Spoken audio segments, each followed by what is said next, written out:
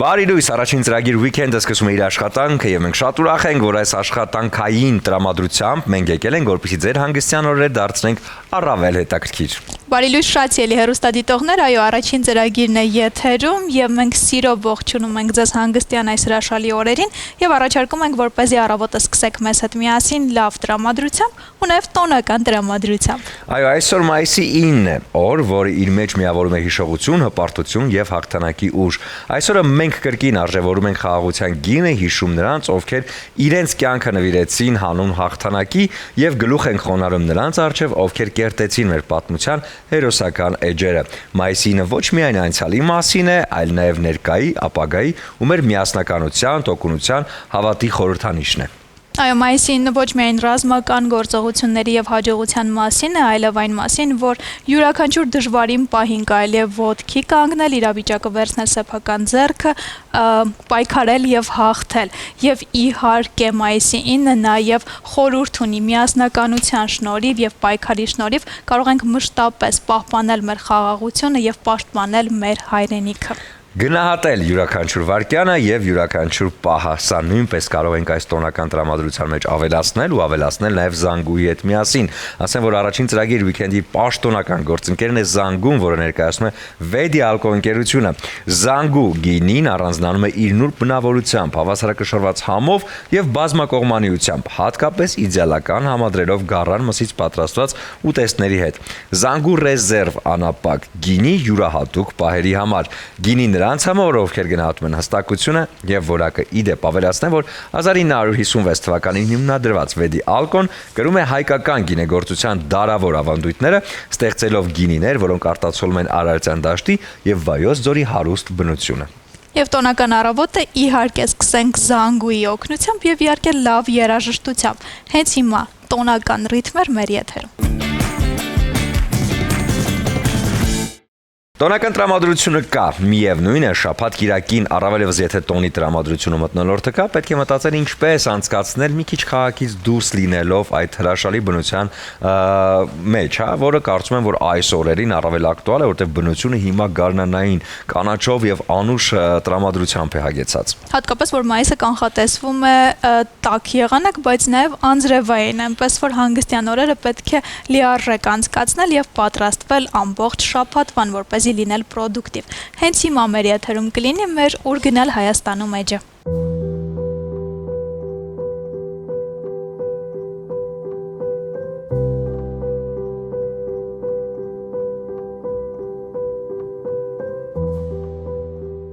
«1918 թվականին հայոց ցեղասպանությունից հետո, երբ առաջին աշխարհամարտը արդեն մոտենում էր ավարտին, Օսմանյան Թուրքիան փորձում էր ներխուժել Անդրկովկաս իր ռազմական գերազանցությամբ։ Մենք հայերս չունենալով մարդուժ, չունենալով զենք, որոշեցինք կանգնել թշնամու առաջ, պաշտպանելու մեր հայրենիքը։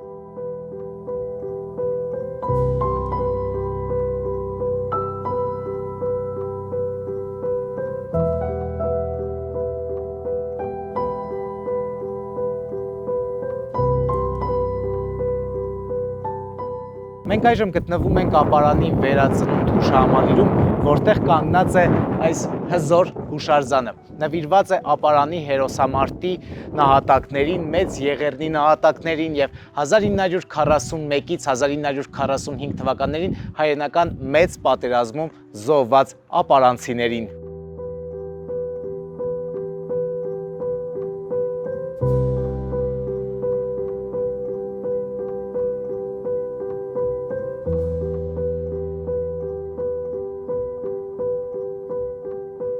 Հուշարձանը կառուցել է ժողովրդական ճարտարապետ Ռաֆայել Իսրայելյանը 1974-ից 79 թվականներին։ Այն պատմական հիշողության կենդանի տարր է, որը ոչ միայն հիշեցնում է անցյալի սխրանքը, այլ նաև ոգեշնչում է նոր սերունդներին հիշել, պահպանել եւ պաշտպանել հայրենիքը։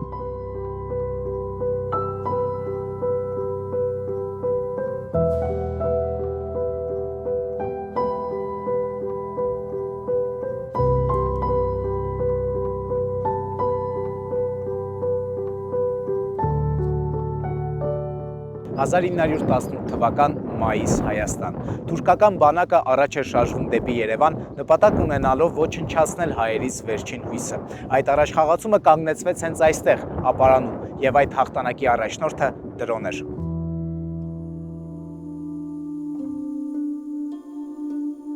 Դրաստամատ Կանայանը առավել քան հայտնի որպես դրո հայ ֆիդայական շարժման հերոս էր, հայ զինվորական գործիչ եւ 1918 թվականի Բաշապարանի հերոսամարտի հրամանատար էր։ Նա ոչ միայն ռազմավար էր, այլ նաեւ ոգեշնչող էր, առաջնորդ էր, կարգապահ էր ճկուն մտածողությամբ։ Նա կարողացավ համախմբել գյուղացիական ուժերը, կարողացավ համախմբել կամավորական խմբերը եւ կանգնեցրեց թշնամուն, եւ որը ճակատագրական եղավ Հայաստանի նոր անկախ գոյության համար։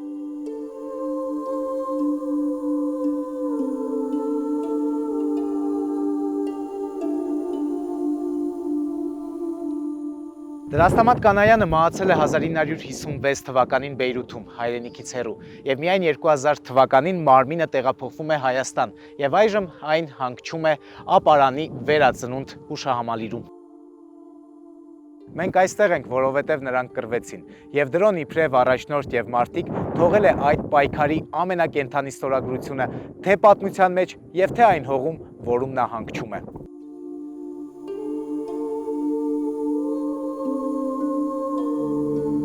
Միշտ լինել գեղեցիկ եւ իհարկե կողքիկ հագնված, սա յուրաքանչյուրիս համար կարևոր ընդգծում է, բայց հետևել նորաձևությանը սա արդեն մեկ այլ դաշտ է, որին մենք պարբերաբար անդրադառնում ենք մեր եթերների ընթացքում։ Եվ այսօր էլ բացառություն չէ, մենք այսօր կրկին կունենանք մեր նորաձևության էջը, որից հետո այստեղ տաղավարում կունենանք հրաշալի հյուրեր ու կշարունակենք թեմայի մասին խոսել նաեւ մեր հյուրերի հետ։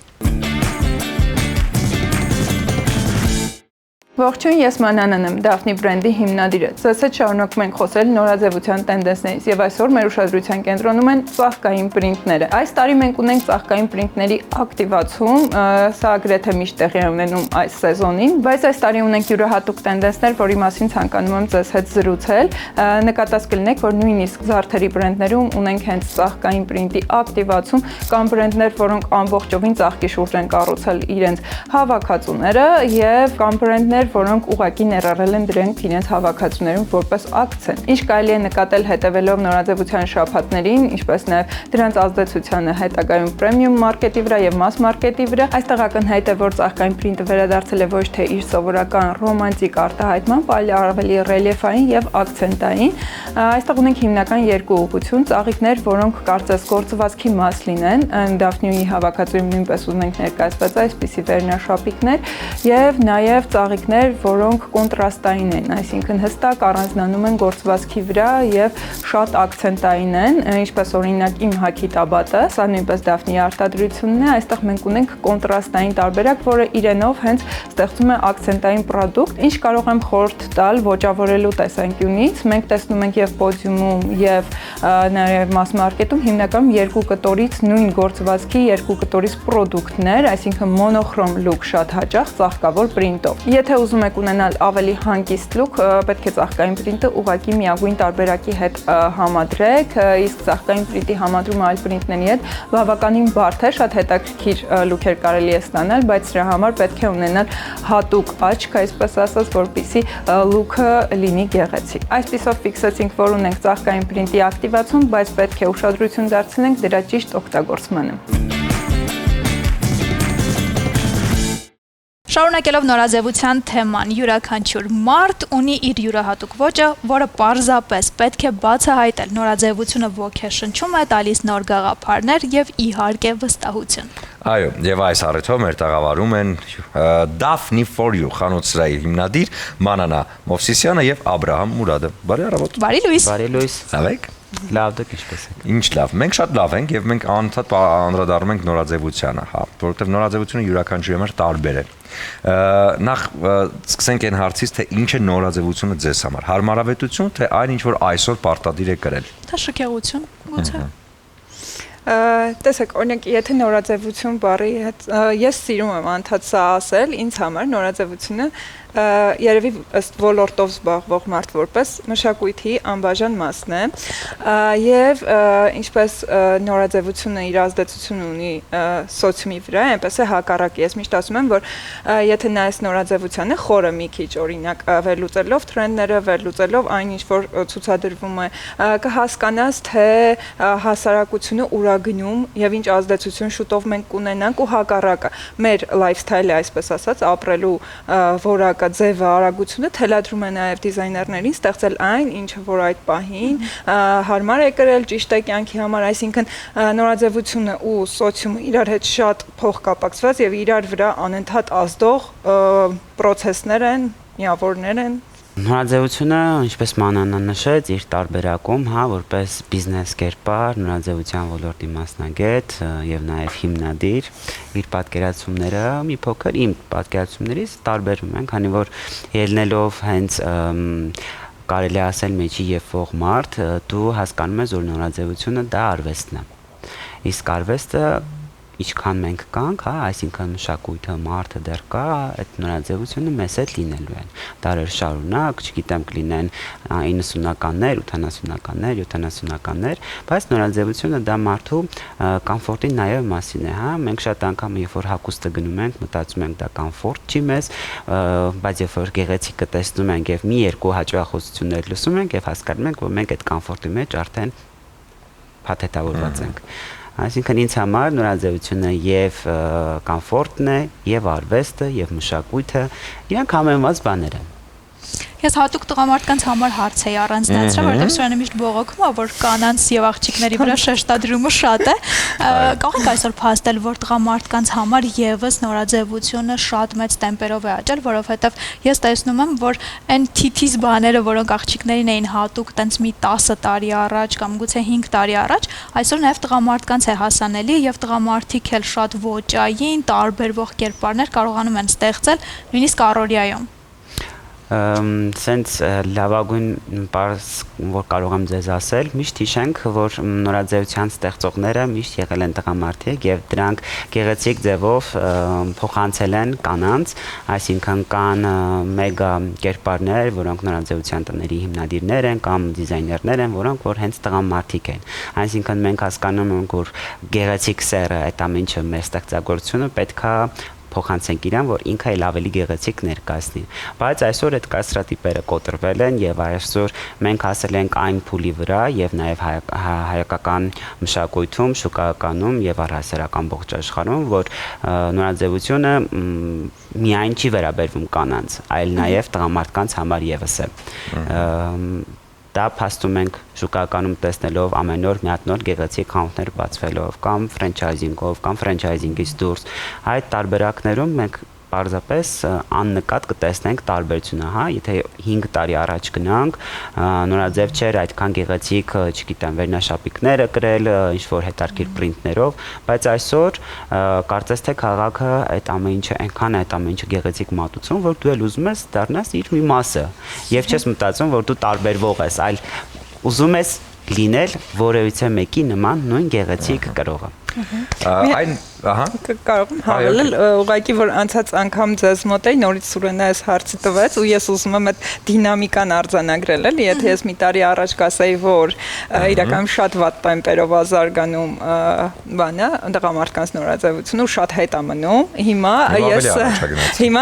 հիմա օրինակ շատ այս հատկապես վերջին 1-2 տարվա մեջ թռիչքային ոնց որ աճը գրանցեց, ոչ թե դինամիկ, այլ թռիչքային շատ հետաքրքիր ու որպես օրինակ կարող եմ բերել ինձ համար էլի խազեր մրցանակաբաշխությունը, որտեղ տղամարդկանց լուքերը ինձ համար շատ ավելի հետաքրքիր էին, նու այս որպես իմ կարծիքը ասեմ։ Ու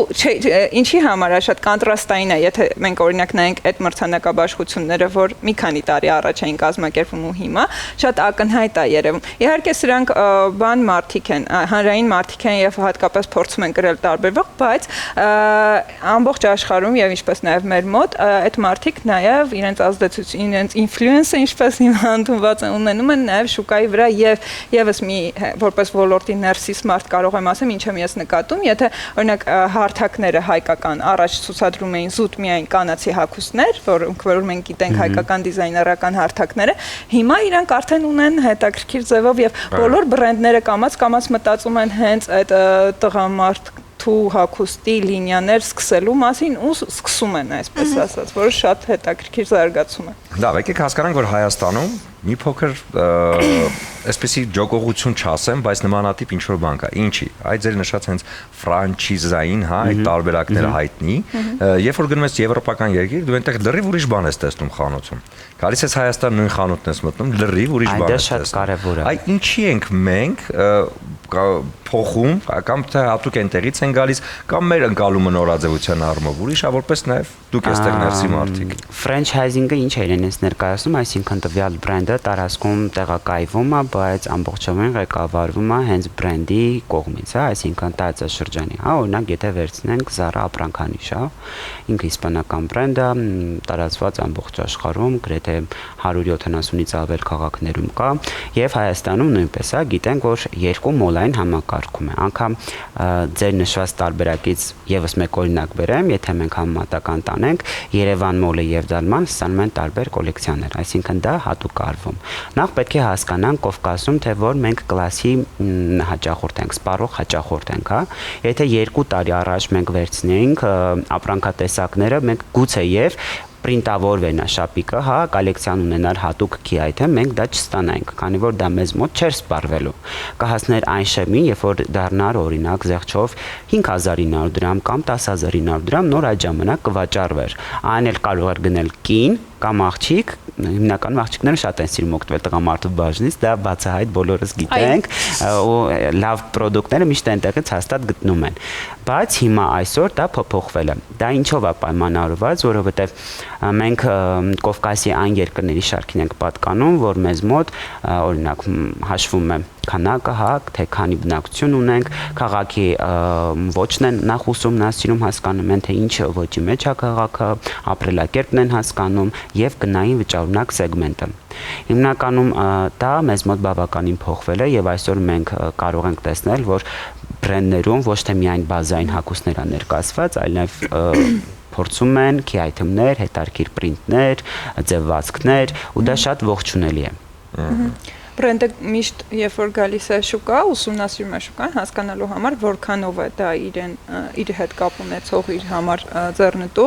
ու միշտ կա եւս էլի մի լավ ազդակ, եւի արդեն պաշտոնապես է, որ մի քանի բրենդ ուղղակի որ գովաց չնի անունները չեմ նշի, բայց պրեմիում սեգմենտի արդեն ոչ mass market գալիս են Հայաստան, որ առաջ չունեին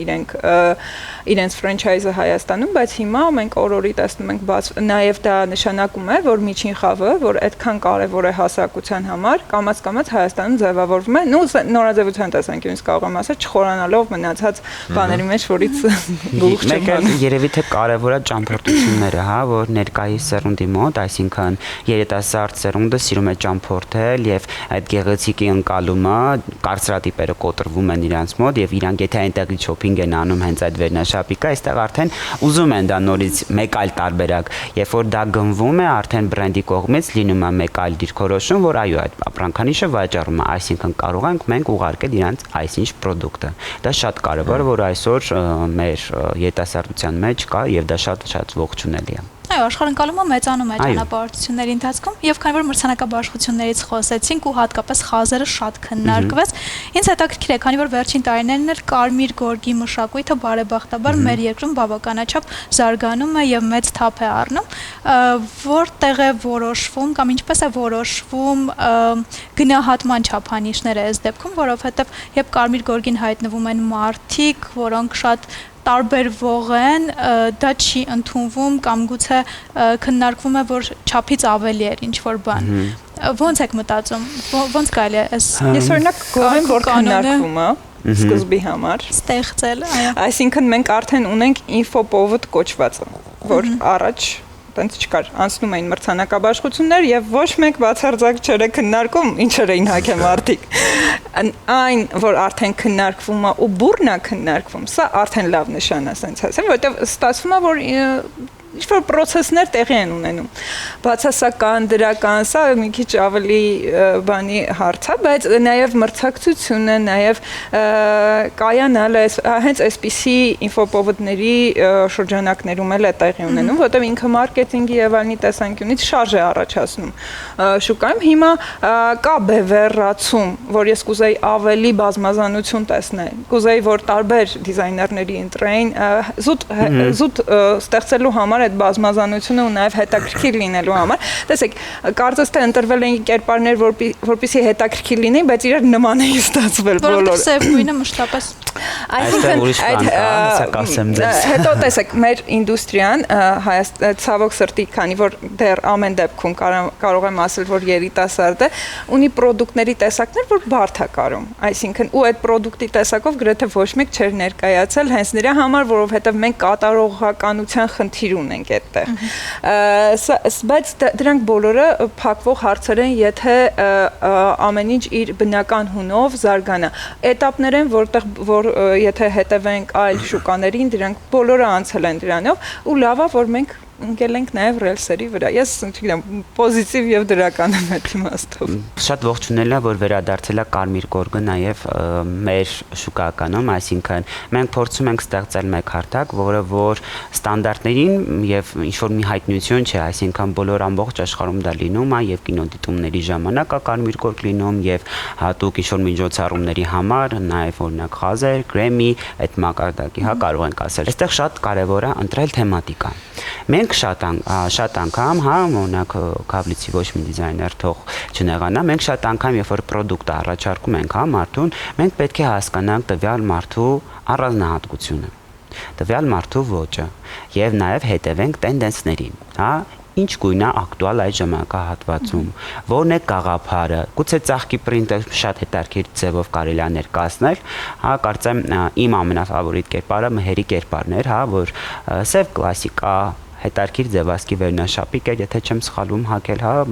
պիջակի տեսքով, կարծեմ Մանուկ Ալեքսանյանն էր ստեղծել, որը շատ հետարքիր ձևով էր, այսինքն իր ձեռագրից դուրս հատուկ բան էր ստեղծվել։ Եվ մի փոքրիկ բրոշով ծաղկի այդ ամեն ինչը լրացվել էր, կոմպենսացվել էր, փաթեթավորվել էր։ Շատ կարևոր է ընտրել թեմատիկան։ Եթե դու ուզում ես շքեղ լինել, դա չի նշանակում, որ դու պետք է ինչ-որ էքստրավագանտ բաներ անես քեզ վրա կամ այնպիսի բաներ, որը որ դու չես։ Օրինակ Սոխովսկի է ստա ձեզ դուր եկել։ Գիտեք, Արմենը այն կերպարներից է, որ իրեն ամեն ինչ սազում է եւ Արմենը իմ ամենասիրելի դիզայներներից է, որ ամեն ինչ իդեալական է, իր վրա նայում։ Քանի դա ինն է։ Մեկ ուրիշի վրա դա կարող է։ Դրա համար եմ նշում, որ պետք է նախ հասկանաս մարդու ձեռագիրը, մարդու ոճը, մարդու ընկալումը, թե մարդ արդյոք դա իր համապատասխան է, իր անձնային բրենդինգի դնթն է, թե ոչ։ Բայց կան բայցեր, որոնք որ Այստեղ գիտեք ամբողջ խնդիրը որն է, արդյոք հասարակությունը պատրաստ է հիմա ընդունել դա։ Ամբողջ խնդիրը այս է։ Որ հիմա հենց արտիստը նրա համար է, որ ինքը հասարակությանը տանի, այսինքն ինքը հասարակությանը, ինչպես ես ասացի, ազդի, այսինքն այդ առիթները նրա համար չեն, որ մարդիկ կան հագուստով, որը ընկալելի է բոլորի կողմից։ Դա ոչ միտեղ չի տանի, ուղղակի հենց կոնֆլիկտ է պետք, զարգացում է պետք, չհավանել է պետք, քննադատել է պետք, սկանդալ է պետք զարգացման հատելը, հա, այսինքն ինչ-որ մի կերպար ֆավորիտ անվանել կամ գնահատել 10-ից 10 բալային համակարգով, որ շատերը անում են, հա, եւ ամեն տեսակ համակարգում է դա արվում, այդ տվյալ մարդու անձնային կարծիքն է, իսկ այս ոլորտի մարդիկ միանշանակ կընտրեն այն տարբերակը, որը որ մինիմալիզմը, շքեղությունը։ Ես շատ անգամ սիրում եմ ասել, որ բարձությունը շքեղությունն է։ Բարձության մեջ է շքեղությունը։ Այսինքն պետք չի եւ թանկարժեք կտորն է այդ ամեն ինչը նպաստում, եւ հետարքիր ձևվածքը, եւ հետարքիր, չգիտեմ, եթե կնոջ կերպարա մեյքափ, մաս, այսինքն գալիս է ինչի ենք գնում ենք, որ մինիմալիզմը դա շքեղությունն է։ Պետք չի ամեն ինչը դնել նա ամեն ինչ sense բարձր կետի վրա։ Այսինքն կարող ենք ֆիքսել, որ Կարմիր գորգի համար առանձնացնում ենք թեմատիկան, նորաձևության մեջ։ Նայեք, դա բոլոր տեղերում է, հա, շուտով ես մեծ լիահույս եմ, որ կգա մի բա, երբ որ մենք մեր շուկայում կունենանք Կարմիր գորգ ասվածը մշտական եւ թեմատիկա կընտրվի, հա, օրինակ վերջերս կինոդիտման էինք, մեծ շքեղ միջոցառում էր եւ Կամոն շատ գեղեցիկ ձևով կազմակերպել էր եւ դա շատ պարտավորեցնող է այս ոլորտի մարդկանց, որ լինեն շատ զգուշ, ընտրեն ֆեշնը ճիշտ ձևով։ Եվ շատ շնորհակալ եմ այդ միջոցառումնան կազմակերպիչներին, հենց այդ տեսակի մարդկանց, Կամոյին, Հանձինս, որ կատարում է այդպիսի աշխատանքներ եւ որ դու պարտավորված ես քեզ զգում այդ թեմատիկան լինել առավել գեղեցիկ եւ մտածված։ Շատ կարևոր է, այսինքն երբ որ որոշ ժամանակ հետո հաջորդ տարիներին տեսնենք խաղերը, որ dress code կա, գունային սեգմենտ կա, դա կհուշի տվյալ անձին, հա, այդ տվյալ աստղին, որ ինքը ավելի ձևով, ավելի հետաքրքիր ձևով պատրաստված կա, այլ ոչ թե պարզապես ինչ-որ մի բան կրի եւ գա։ Բայց եթե չեմ սխալվում, այս տարի էլ կար թեմատիկա, ուղղակի չէր պահվել։ Նայեք, այստեղ մեկ է մի շատ կարևոր նկատի կա, որ ինձ թվում է դրսի շուկաներում կա ու կամաց Հայաստանը կգա, որ մարդիկ, օրինակ, տեսեք, արտիստի գործը չի, օրինակ, ոճաբանությունը, ինքը տեղից, օրինակ, ունի իր զբաղվածությունը, իր պատկերացումները, պետք է նաև անհրաժեշտության դեպքում աշխատել մասնագետների հետ։ Օրինակ դրսի աստղերից, դրսի մարդկանցից, որոնք հանրային են, դուք դոյի պոստին, եթե տեսնեք օրինակի համար այն մարդկանց, որոնք աշխատում են մասնագետի հետ, օրինակ Սաբչակի օրինակը կարող են բերել։ Մինչև իր ստիլը, մինչև ոճաբանների հետ աշխատելը ու դրանից հետո ես առաջ իրեն տենց հետաքրքիր չէր որպես կերպար, բայց հիմա խոսքը եւ այլնի մասնագիտական իմ մոտ վիզուալն է։ Ես իր վիզուալին հետևում եմ, որովհետեւ այն ինչ որ ստեղծվում է իր վրա շատ հետաքրքիր է, շատ զարգացնող է։ Նույն ձև հուսով եմ, որ մեր շուկանե կհասնի այդտեղ, որ հանրային մարդիկ կաշխատեն ոճաբանների հետ ու այդ ոճաբանները, այսինքն ոճաբանությունը որպես գործ, որպես մասնագիտություն շուկայում կգա, կհստականանա ու մարդիկ կհասկանան, որ պետք է դիմել նաեւ մասնագետի, եթե դրա կարիքը կա։ Շուկայից խոսենք։ Մենք էկրանի վրա տեսնենք Դաֆնի բազմական հետաքրքիր հագուստները։ Օրինակ ինչի Դաֆնին չունի նաև Դաֆն։ Անցած անգամ միջև չստեղծի սրանը չի հանձնվել։ Այսեն բաղնա, որ նոր քեզ ասի անպայման կստեղծես այդ շապիկից։ Ուրա գենդերային հավասարությունը։ Որտեղ շատ գեղեցիկ հագուստներ եք բերում, հա, ներկայացնում, բայց մենակ աղջիկների համար։ Իրականում այդ եմ ասում, հիմա շուկան այն ուղղությամբ է գնում, որ կամաց երևի գիտեք, որ Դավթին արդեն որոշ պրոդուկտներ ունի, նաև կոնցեպտում, 5 կոնցեպտում հայկական հարթակ ներկայացված եւ այնտեղ այն օրը շատ ակտիվ քննարկվում էր, ինչի ես ձեզ ասացի, որ բրենդներ կան, որ արդեն հստակ մտածում են լինիա ունենալու մասին, այնպես որ մեր դեպքում էլ բացառված չի, եթե շուկան տանում է այդ ուղղությամբ, եթե մենք արդեն դուրս ենք գալիս այդ Վարատնիկ, Ստեփանորիչի վիճակներից եւ անցում ենք կատարում ավելի հետաքրքիր ստեղծագործական մոտեցում, բնավոր է, որ մենք է ժամանակ։ Ես ուղղակի հուսով եմ 2 տարի հետո նույն հարցը ես եմ բարձրաձայնի, որովհետեւ միայն տղաների համար կներկայացվի Դաֆնին, որովհետեւ ամեն ինչ դրան է տանում։ Կասեք ինչի աղջիկների համար ներկայացված չի։ Ես տղաների բաժնից դուք գնացիք բազային մի բան արել։ Ես տղաների բաժնից ընտիր ընտրում եմ, այնց որ Իդեպ այդ տենդենսն է շատ կա, հիմա այդ տենդենսները նկատվում ամեն ինչ շատ մոտենում է իրար, որովհետև օրինակ Աբրահամը շատ հանգիստ մեր բրենդից իր համար բան է ընտրում։ Բոլոր տեղերում ես տեսնում այդ բան խանութներում, հա, լայն շալվարները, դրա մարդկանց բաժնում։ Հիմա հապալացիա տաբատները։ Դա ինձ դուր չի գալիս, ոչ թե դա վատն է, չէ, խոսքը ոչ թե դա իմ ոճը չի, բայց համատարած միայն դա է։ Եվ դուք անգամ չգիտեք որտեղից է տվյալ մարդ երբ որ տեսնում եք որտեղից է գնել։ Այսինքն այսօր շատ կարևոր է ինչին նշեցին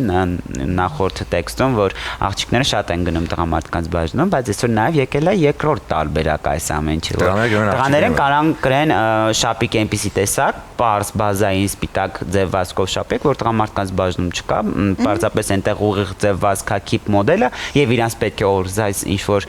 շապիկ եւ կարող են իրանք մոտենալ կանանց բաժնից գնել։ Դա շատ արդեն նորմալ է եւ կարծում եմ եթե ամեն ինչ գեղեցիկ է չափի մեջ, շատ սիրուն կնայվի։ Այնպես որ այդ խնդիրը ինձ թվում է։ Դա սիրուն։ Դա էլ հո ես չեմ ասում, խնդրեմ։ Ես ասում եմ չի հավատում, ապրում ես անպայման ուղարկեմ տարբերակներ, որ ձեզ կապացնի, որ այդպես է։ Եթե չլինի Դաֆն, երբեմն փորձել եք, բայց այդ տարբերակն էլ է աշխատում։ Այո, իմիջիալոց կա այդ տարբերակը։ Իրականում հենց այդ խնդիրը, որ եթե մարդը ունի կոնկրետ ձևավորված ոճ, այո, շատ հեշտությամբ ձեր համար ամենաանհավանական տեղերից, ամենաանսպասելի տեղերից կարող է այնպես հագնվի, որ ամենաթանկարժեք խանութում։ Իհարկե, այստեղ կտորի բանի խնդիր կա, բայց եթե խոսում ենք զուտ Ի վերջո դուրս է եկել այն ժամանակը, որ մի հատ հագուստ էինք առնում 10 տարվա համար։ Հիմա առնում ես, մի քանի օր հագնես եւ էլի հագուստին չես վերադառնում։ Այսինքն այն առնել են դիմացկուն, որ մի 5 տարի հագնենք, ես օրինակ չեմ կարող։ Նաև մեդիայի խնդիրն է, քանի որ դուք անընդհատ պետք է հայտնվեք մեդիայում ու նույն հագուստը, նույն սանրվածքը ձեր դեպքում կներեք, իմեր դեպքում սանրվածքը։ Ձեր սանրվածքը շատ լավ է։ Խասարված։ Դուք սանրվածքի մասին չեք մտածում, բայց մենք օրինակ Ես մտածում եմ, ոնց չէ, Սարդարը կրակն է անգելին ձեր։ Ամեն անգամ նոր պրիչոսկա։ Բայց բանը մորուքով եք հարցը լուծում։ Ինձ էպտի կոմպենսացնում։ Այդ եմ ասում, այդ տարբերվելու խնդիրը անդադ ամեն եթերին, ամեն հանրային ելույթին բավականին բարդ բան է, ու ձեր ոլորտի մարդկանց համար մի քանի անգամ ավելի բարդ։ Ես ես ասեմ ոլորտից էլ բացի, ես շատ ընկերներ ունեմ, ովքեր այս ոլորտում չեն, պարզապես իրենք սովորական օֆիսային աշխատողներ են, բայց իրանք էլ են այդ այնպիսի բաներ չեն նախընտրում, որ մի քանի տարի կրեն դրանք։ Որովհետև մեզ մոտ ժամանակը փոխվել է, այսինքն այդ նորաձևությունը այնքան է տարածված սոցհարթակներում, մեդիա հարթակներում, TV-ներով, ամենուր խանութներում, որ դու ուզում ես, ուզես թե չուզես, դու ուզում ես այդ ամեն ինչը, դու ուզում ես այդ նոր վերնաշապիկը, դու ուզում ես այդ նոր ձեր ասած line jeans-ը, որին հաջորդում է մի փոքր նեղը, հետո մի փոքր կոճակը այսպես։ Արդեն տարածվում է, որ պետքա ամբողջ աշխարհում կա եւ դու էլ պետքա ռիթմի հետ, այդ ամեն ինչի հետ տեղավորվես։ Դու շատ պատկերացրեք, դու ունենաս օրինակ այդ մեկ տաբատը եւ 6 երկիր ուզենաս ճամփորդես։ Իհարկանում կհոգնես, որովհետև այսօր ամեն ինչը գնում է, նորից եմ ասում, այդ ժամանակի ընթացքի հետ եւ պետք է տեմպերին Համաձայն։ Ես ունեմ քիչ, բայց Steve Jobs vibe-ի ծանոթներ կան, որ տենց սիրում են ինչ որ սովորական basic ինչ որ t-shirt, ինչ որ ջինսը տաբատ։ Ես դրանք էլ հատուկ ոչ են։ Օրինակ մանանան մինիմալիզմա, ես միշտ ասում եմ մանանա դու լրիվ մինիմալիզմի։ Գիտեք, այս գործի ինձ թվում է մի քիչ ազդեցությունն է, երբ որ դու չափազանց շատ է շփվում այդ ամեն ինչի հետ։ Իրականում այդ որ դիզայներները բեմ են դուրս գալիս սև մայկայով, սև տաբատով, դա բացարձակ ձև չի։ Կարող եմ վստահեցնել։ Դա ուղղակի իրենց համաձայն չեմ։ Չէ, նայեք, ոճաբանները հիմնականում շատ sense հետաքրքիր են հագնվում, որովհետև դա իրենց մուսան է անընդհատ, բայց դիզայներները որ ավելի խորքային արխիվի հետ են աշխատում են շատ բուրըն եւ ցուցադրությունների ժամանակ իրենք վերջում սովորական ու դա իրականում ոչ թե ինչ-որ կերպարի բան շեշտադրման հարցն է, ուղղակի այդ ամեն ինչը ստեղծելուց հետո, ոնց է որ ճաշը էփելուց հետո չես ուզում էլ այդ ճաշից ուտես այդ հոտից, այդ համարը նույն ձևի process է, այսինքն դու այնքան ես այդ ամեն ինչի մեջ խորանում, որ ինչ-որ պահի ինքը ուղղակի անհետաքրքիր է քեզ դառնում զուտ քո վրա, հետո դու դա տեսնում ես, դու դա աշխատում ես այդ 90-60-90 վիճակներում, ինչքան է հիմա այդ body եւ այլն shaming եւ այլն վիճակներ դիզայները ուզում է դա տեսնի ամենահամապատասխան մարդու հագին դա ու դա ինքը չի դա շատ հետաքրքիր զարգացում դիզայներների մոտ, այսինքն հիմնական դիզայներների մոտ ոչ թե կուտյուրային ենք ասում, այլ հիմնական օրինակը բերենք մեր շուկայում, օրինակը բերեմ քեզ մոտ մանան, եթե կարելի է։ Օրինակ մանանի մոտ դա ոճի մի մասն է, դա իր ծրագիրն է,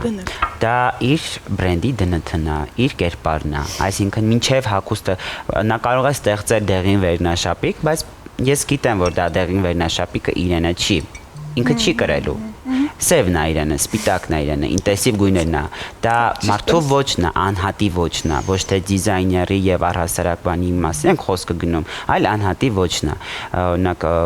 Ֆայնան ունի հետարքիր ձեռագիր եւ նա ինքը հենց այդ ձեռագրով էլ միշտ ներկայանում, այսինքն դա իր ձեռագիրն է, այնպես չի որ միայն ֆուտբոլկայով ենք մենք իրեն տեսնում, դա ձեռագիր է, որ հատուկ իրեն է բնորոշ, Մանուկը ունի հետարքիր ձեռագիր, որ իր ձեռագիրը ինքը անգամ այդպես էլ կրում է, այդպես ենք մենք իրան տեսնում ու շատ ես սիրում եմ որ օրինակ դիզայները հատուկ իր կերպարին համապատասխան Բայց լինի։ նշածդ բոլոր մարդիկ պարզ են, չէ՞, հագնվում շատ։ Չէ, ասի Բարդ մարդիկ կերպարներ կան, չես տեսնի, բարդ են, բարդացնես, ոճաբանի նման վրացնեն, նա չէ, օրինակ ոճաբանինը մեկ այլ առաքելություն է, բայց ես ընկալում եմ այսպես, որ ցանկացած ոճաբան էլ պետքա էլի ոչ թե վազի տենդենսների կամ տրենդերի հետևից, այլ ունենա իր առանձին ոճը եւ չփորձի ինչ-որ մի անձին իր ոճը թելադրել, որովհետեւ երբ որ դու մտնում ես որպես ոճաբան, հարթակ, այսինքն տվյալ մարդուն փորձում ես գեղեցիկ կերպար ստեղծել, չփորձես, ես այդպես եմ միշտ անում, չպետք է փորձես տվյալ մարդուն քո ձեռագիրը հաղորդել, քո ոճը հաղորդել։ Այո, այս դեպքում պետք է ընդգծել նրա յուրահատկությունը։ Այո, նրա Մի յուրահատկությունը։ քանի արագ հարցեր, Շատ որոնք լավ։ արագ պատասխաններ են պահանջում։ Ինձ հետաքրքիր է մինչև այսօր շնորհաձևության մեջ ամենասիրելի տրենդը։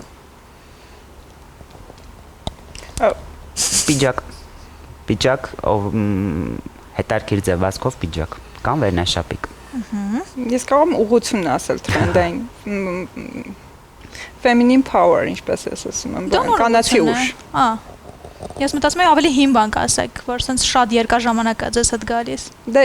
երկու կոմպոնենտ ունի դա, հստակ արտահայտված պիջակները, արտահայտված գծեր եւ այդ պիջակն է, բայց ուսերով որ ես շատ սիրում եմ մասկուլինես։ Եվ մյուս կողմից թափանցիկ կտորներն է, որ իմ Ես հստակ չգիտեմ պրոդուկտը ներկայացրեցի, որտեղ տենց ինձ թվում է ավելի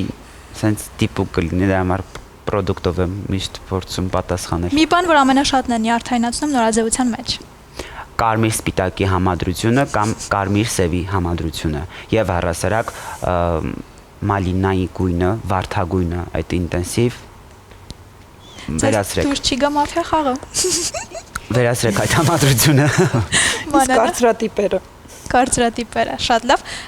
Մի բան, որը երբևէ չեք կրի։ Չասես կարմիր սպիտակ համադրությամբ։ Չէ, կարամ կրեմ։ Ինչ որ մի բան, որ չես կրի։ Կար կարծրատիպ, ես ընդհանրապես վարդագույնի սիրահար չեմ, որ երբևիցե վարդագույնի իրեր չեմ կրում, բայց եղան դեպքեր կյանքում ես, որ 2-3 անգամ գնեցի այնպիսի պրոդուկտ, որ ինձ դուր եկան, այսինքն չկա անհնարին բան, չկա այնպիսի բան, որ դու չես կարող ասել եւ չկրես։ Այո, հենց այդ տարբերակն է, բայց չգիտեմ, երևի թե նեղ տաբատ։ Ես ուղղակի չեմ սիրում նեղ տաբատը։ Լավ, բայց ոնց որ հետ են գալիս նեղ տաբատը։ Ինչքան էլ կան, ինձ համար դա ավելի շատ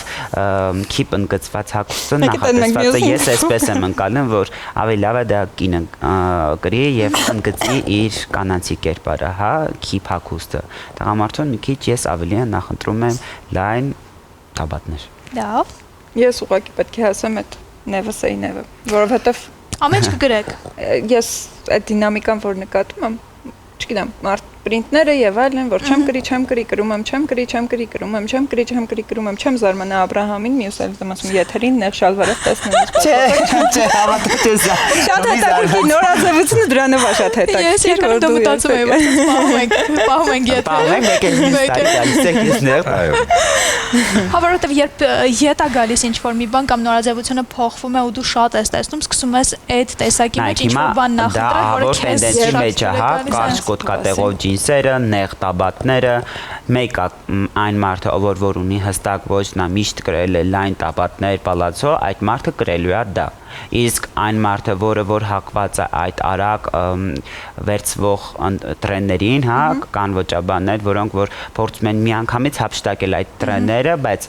միշտ հիշեք, արագ եկածող տրենդները դրանք անտի-տրենդերն են։ Տրենդերը հիմնական միշտ լինում են կայուն, որոնք միշտ շուկականում կան եւ պահպանում են։ Հա,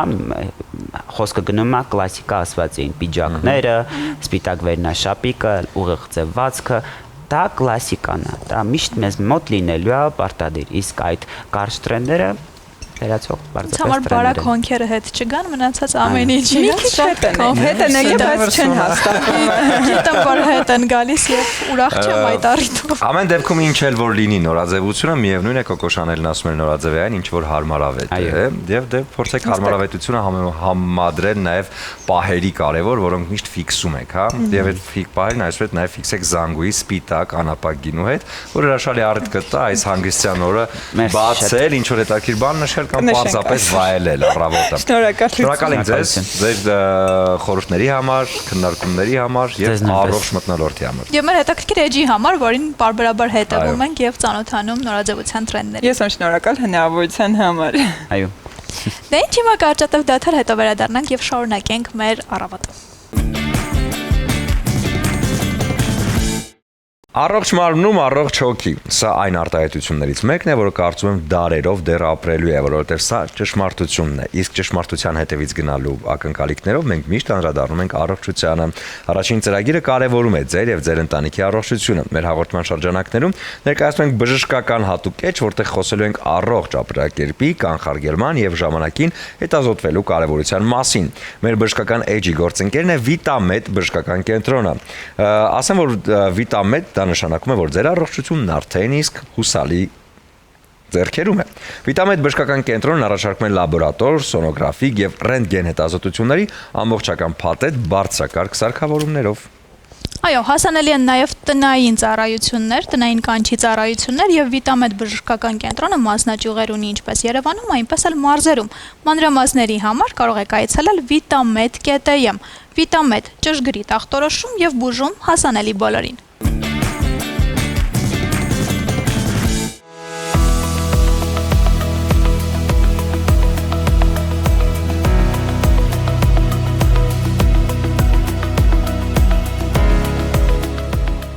Բարև ձեզ, ես Գայանե Մնացականյանն եմ, Vitamed բժշկական կենտրոնի մանկաբարձ գինեկոլոգը։ Այսօր կխոսեմ անցանկալի հղիություններից պաշտպանման մեթոդների, հակաբեղմնավորիչների մասին։ Հակաբեղմնավորիչ մեթոդները տարբեր են, եւ նրանց ընտրությունը չափազանց ինդիվիդուալ է ցանկացած պացիենտի համար։ Հակաբեղմնավորիչ մեթոդները կարելի է պայմանական բաժանել մի քանի խմբի։ Մեխանիկական պաշտպանող մեթոդներ, բարիերային մեթոդներ, հորմոնալ մեթոդներ, վիրաբուժական մեթոդներ եւ վերջերս լայն կիրառում ստացած իմպլանտոմներ, որոնք եւս ներառվում են հորմոնալ հակաբեղմնավորիչների շարքին։ Բարիերային մեթոդների շարքին են պատկանում կանանց համար նախատեսված հեշտոցային կալպակները, որոնք տեղադրվում են հարաբերությունից առաջ եւ պաշտպանում են անցանկալի հղիությունից։ Հորմոնալ հակաբեղմնավորիչների դասին են պատկանում օրալ հակաբեղմնավորիչ հաբերը եւ ինչպես նշեցի, իմպլանտոմները, որոնք ներմաշկային տեղադրում ունեն եւ ապահովում են 5-ից 7 տարի հուսալի պաշտպանություն անցանկալի հղիությունից։ Հորմոնալ հակաբեղմնավորիչների շարքին են պատկանում նաեւ հորմոնալ ներարգանդային պարույրները։ Մեխանիկական մեթոդների շարքին են պատկանում հեշտոցային հաբերը եւ ներարգանդային պարույրները, որոնք ունեն մետաղական ծագում։ Մետաղական ծագում ունեցող հակաբեղմնավորիչները եւ ներհեշտոցային հաբերը ունեն սպերմատոցիտ ազդեցություն, այսինքն սպերմատոզոիդների շարժունակության եւ կենսունակության վրա են անդրադառնում, ինչ կերպ եւ պաշտպանում են անցանկալի հղիությունից։ Ամենավերջում կնշեմ վիրաբուժական մեթոդի մասին, որը անվերադարձ կոնտրացեպտիվ մեթոդ է եւ որին դիմելը խիստ եւ հստակ ցուցումներ է պահանջում։ Պետք է միշտ հիշել, որ ցանկացած կոնտրացեպտիվ մեթոդ 100% չի պաշտպանում անցանկալի հղիությունից։ Անցանկալի հղիությունից պաշտպանվելը պարտադիր է, որովհետև բազմակի անցանկալի հղիությունների ընդհատումները անդառնալի հետևանք են թողնում կնոջ սեռական եւ ռեպրոդուկտիվ առողջության վրա։ Իրազեկված լինելը եւ ճիշտ հակաբեղմնավորիչ մեթոդ ընտրելը պաշտպանում է ձեզ եւ ապահովում է ձեր սեռական առողջությունը։ Առողջությունից բացի կարևոր է նաև սեփական իրավունքների մասին տեղեկացված լինելը, քանի որ բարդ ժամանակներում ենք ապրում եւ յուրաքանչյուր պահի կարող է լինել ստեղծվել իրավիճակ, որտեղ կարիք կլինի պաշտպանելու ինքներս մեզ։ Այս պահին մենք ունենք հնարավորություն մի փոքր ավելի մոտ լինելու օրենքներին եւ ծանոթանալու նրանց հետ կապված յուրաքանչյուր դիտարկմանը։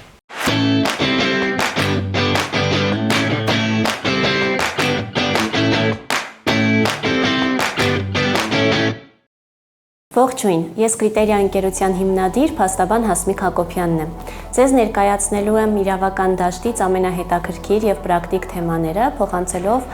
օգտակար ինֆորմացիա։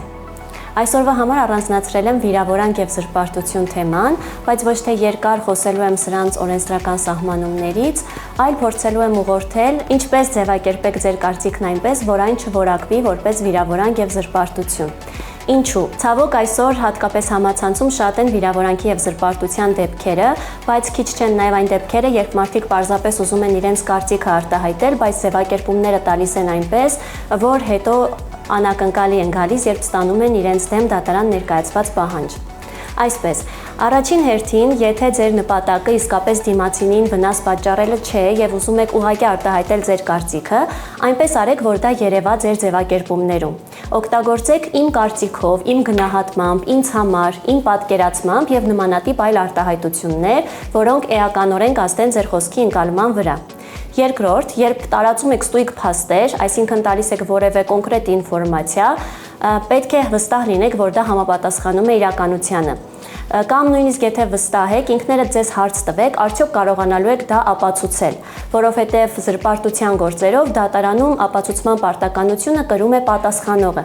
Այսինքն, եթե դուք հետո չկարողանաք ապացուցել, որ ձեր տված տեղեկատվությունը համապատասխանում է իրականությանը, այն համարվելու է սուտ եւ ձեր գործողությունը որակվելու է զրպարտություն։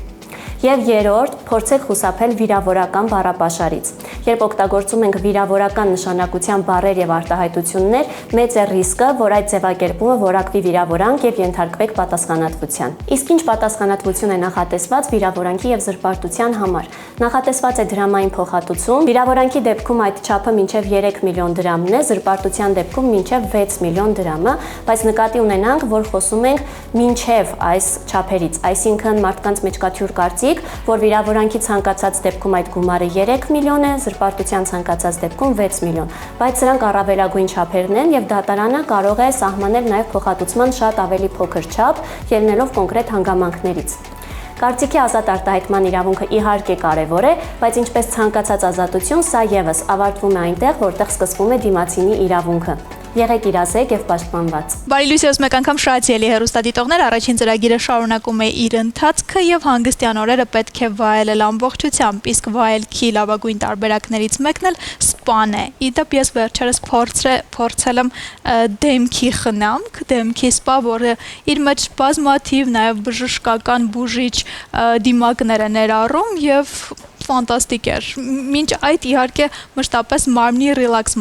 մերսումն էի նախընտրում, բայց հիմա դեմքի մերսումը փորձելուց հետո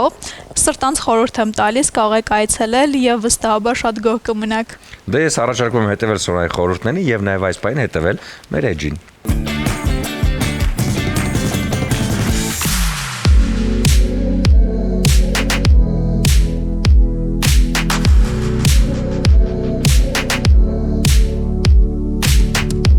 Ողջույն, այսօր ունենք հետաքրքիր թեմա։ Խոսելու ենք դեմքի լիֆտինգ մերսման մասին։ Խոսելու ենք այն մասին, թե ինչով է տարբերվում կոսմետոլոգիական դասական մերսումը լիֆտինգ մերսումից։ Ի տարբերություն դասական մերսումների, լիֆտինգ մերսումները կատարվում են հատուկ տեխնիկայով եւ աշխատում ենք մկանային խորը շերտերի հետ։ Հատուկ մշակված տեխնիկայի շնորհիվ ակտիվացնում ենք արյան շրջանառությունը, բարելավում ենք մաշկի տոնուսը, ստանում ենք ձիգ եւ հարթ մաշկ։ Սա բնական ճանապարհով լիֆտինգ ապահովող մեթոդ է, բայց չմոռանանք, որ այն չի կարող փոխարինել բոտեքսին եւ չունի այդ երկարատև ազդեցությունը։ Մեր կենտրոնում իրականացվող լիֆտինգ մերսումից բացի մեզ մոտ իրականացվում է դեմքի սպա խնամք, որը կոսմետոլոգիական խնամքի հետ բացարձակապես կապ չունի, քանի որ այստեղ օգտագործվում են եւ խնամքի միջոցներ եւ մերսման տեխնիկաներ են օգտագործում ոչ միայն դեմքի վրա, այլև աշխատում ենք մարմնի հետ։ Մեր կենտրոնում իրականացվող դեմքի լիֆտինգ մերսումներից բացի իրականացվում է նաև դեմքի սպա խնամք, որը կոսմետոլոգիական խնամք չի ներկայացնում իրենից։ Այն սպա խնամք է, որի ժամանակ օգտագործում են իհարկե կոսմետոլոգիական բարձր որակի խնամքի միջոցներ, բայց նաև համադրում ենք մերսման տեխնիկայի հետ, ոչ միայն դեմքի, այլև ամբողջ մարմնի։ Դեմքի սպա խնամքը սնուցում է մաշկը, խոնավեցնում է, բարձրացնում է էլաստիկությունը եւ ապահովում է թարմ տեսքը։ Պրոցեդուրան բաղկացած է մանրակրկիտ մտածված փուլերից։ Սկզբում կատարվում է մաշկի մաքրում, ապա մերսում, օգտագործում ենք տարբեր սնուցող դիմակներ եւ իհարկե վերջում խոնավեցնում ենք մաշկը։ Նյութերի ընտրությունը կատարվում է ելնելով հաճախորդի մաշկի անհատական առանձնահատկություններից։ Պրոցեդուրայի արդյունքում մաշկը դառնում է հարթ, խոնավեցված եւ փայլուն, ինչպես նաեւ ապահովում է մաշկի առողջ տեսքը։ Դեմքի եւ մերսումը եւ սպա խնամքը կարող ենք իրականացնել կուրսային ձևաչափով երկարատև եւ տեսանելի արդյունքն ապահովելու համար։ Պրոֆիլակտիկ ձևաչափով իրականացվող սպա խնամքը կամ մերսումը ապահովում է մաշկի գեղեցկությունը եւ երիտասարդությունը։ Եզրափակելով այսօրվա թեման, ցանկանում եմ հիշեցնել, որ գեղեցկությունը սկսվում է մաքուր եւ առողջ մաշկից։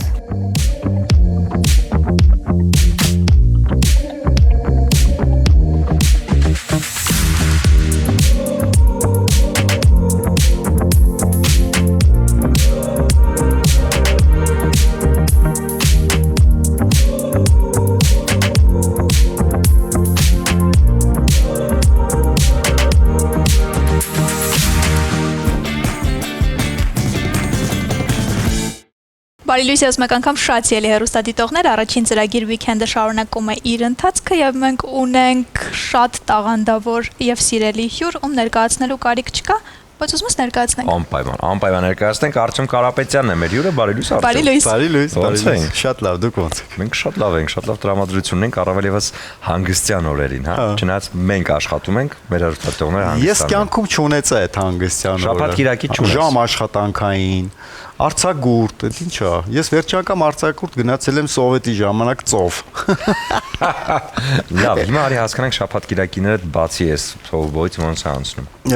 Իսկապես ես չունեմ շաբաթվա օրեր, ես ամսաթվերով գիտեմ ամիսները, ու ես հին մարդ եմ, տունը ունեմ գրատախտակ, իմ բոլոր գործերը գրատախտակի վերագրված է։ Ես ամեն իրգուն գնում եմ ջնջում, բան մարդիկ ասում են հիմա դե կարելի է հեռախոսի մեջ այդ ամեն ինչ անել, բայց ես չեմ վստահում հեռախոսին։ Բայց ինչ ֆիլմային է, չէ՞, տանը գրատախտակ ունենալ, գրատախտակին կպցնել։ Ու ամսաթվեր է, օրեր չգիտեմ, ես մեկ-մեկ ավտո քշելուց զգում եմ, որ աշխատանքային չի, բան տենց։ Մի քիչ է մեքենաները։ Մի քիչ է, տենց հասկանում եմ, որ կամ շաբաթը կամ կիրակի է։ Իսկ առավոտը քանիսին է սկսվում։ Տարբեր է էլի իմ ժամը, օրինակ այսօր առավոտ ես 5-ին եմ արթնացել, որովհետև նկարանում ունեի, 7-ին պետքա լինեի պլաշոtkայում։ Դու այն մարդկանցից ես, ով երբեք չի ուշանում։ Երբեք։ Ինձ ոչ մեկ չի տեսել գործի գալուց։ Գալիս են, ես ընդեղ եմ արդեն։ Իսկ ներվայնանում ես, երբ որ մյուսներն են ուշանում։ 1000-ից 1, բայց լավ եմ ներվայնանում, որ նենց եմ ներվայնանում, որ թող փախի։ Ինչ ես պահանջում, որ լինի նկարարման հրապարակում։ Պունկտուալություն։ Ամեն մարդ իր գործը իմանա։ Օրինակ ես ներվայնանում եմ, որ ասենք, չգիտեմ, օպերատորը նկարիչի գործը անում կամ հակառակ էլի, թող ամեն մարդ իր գործը անի։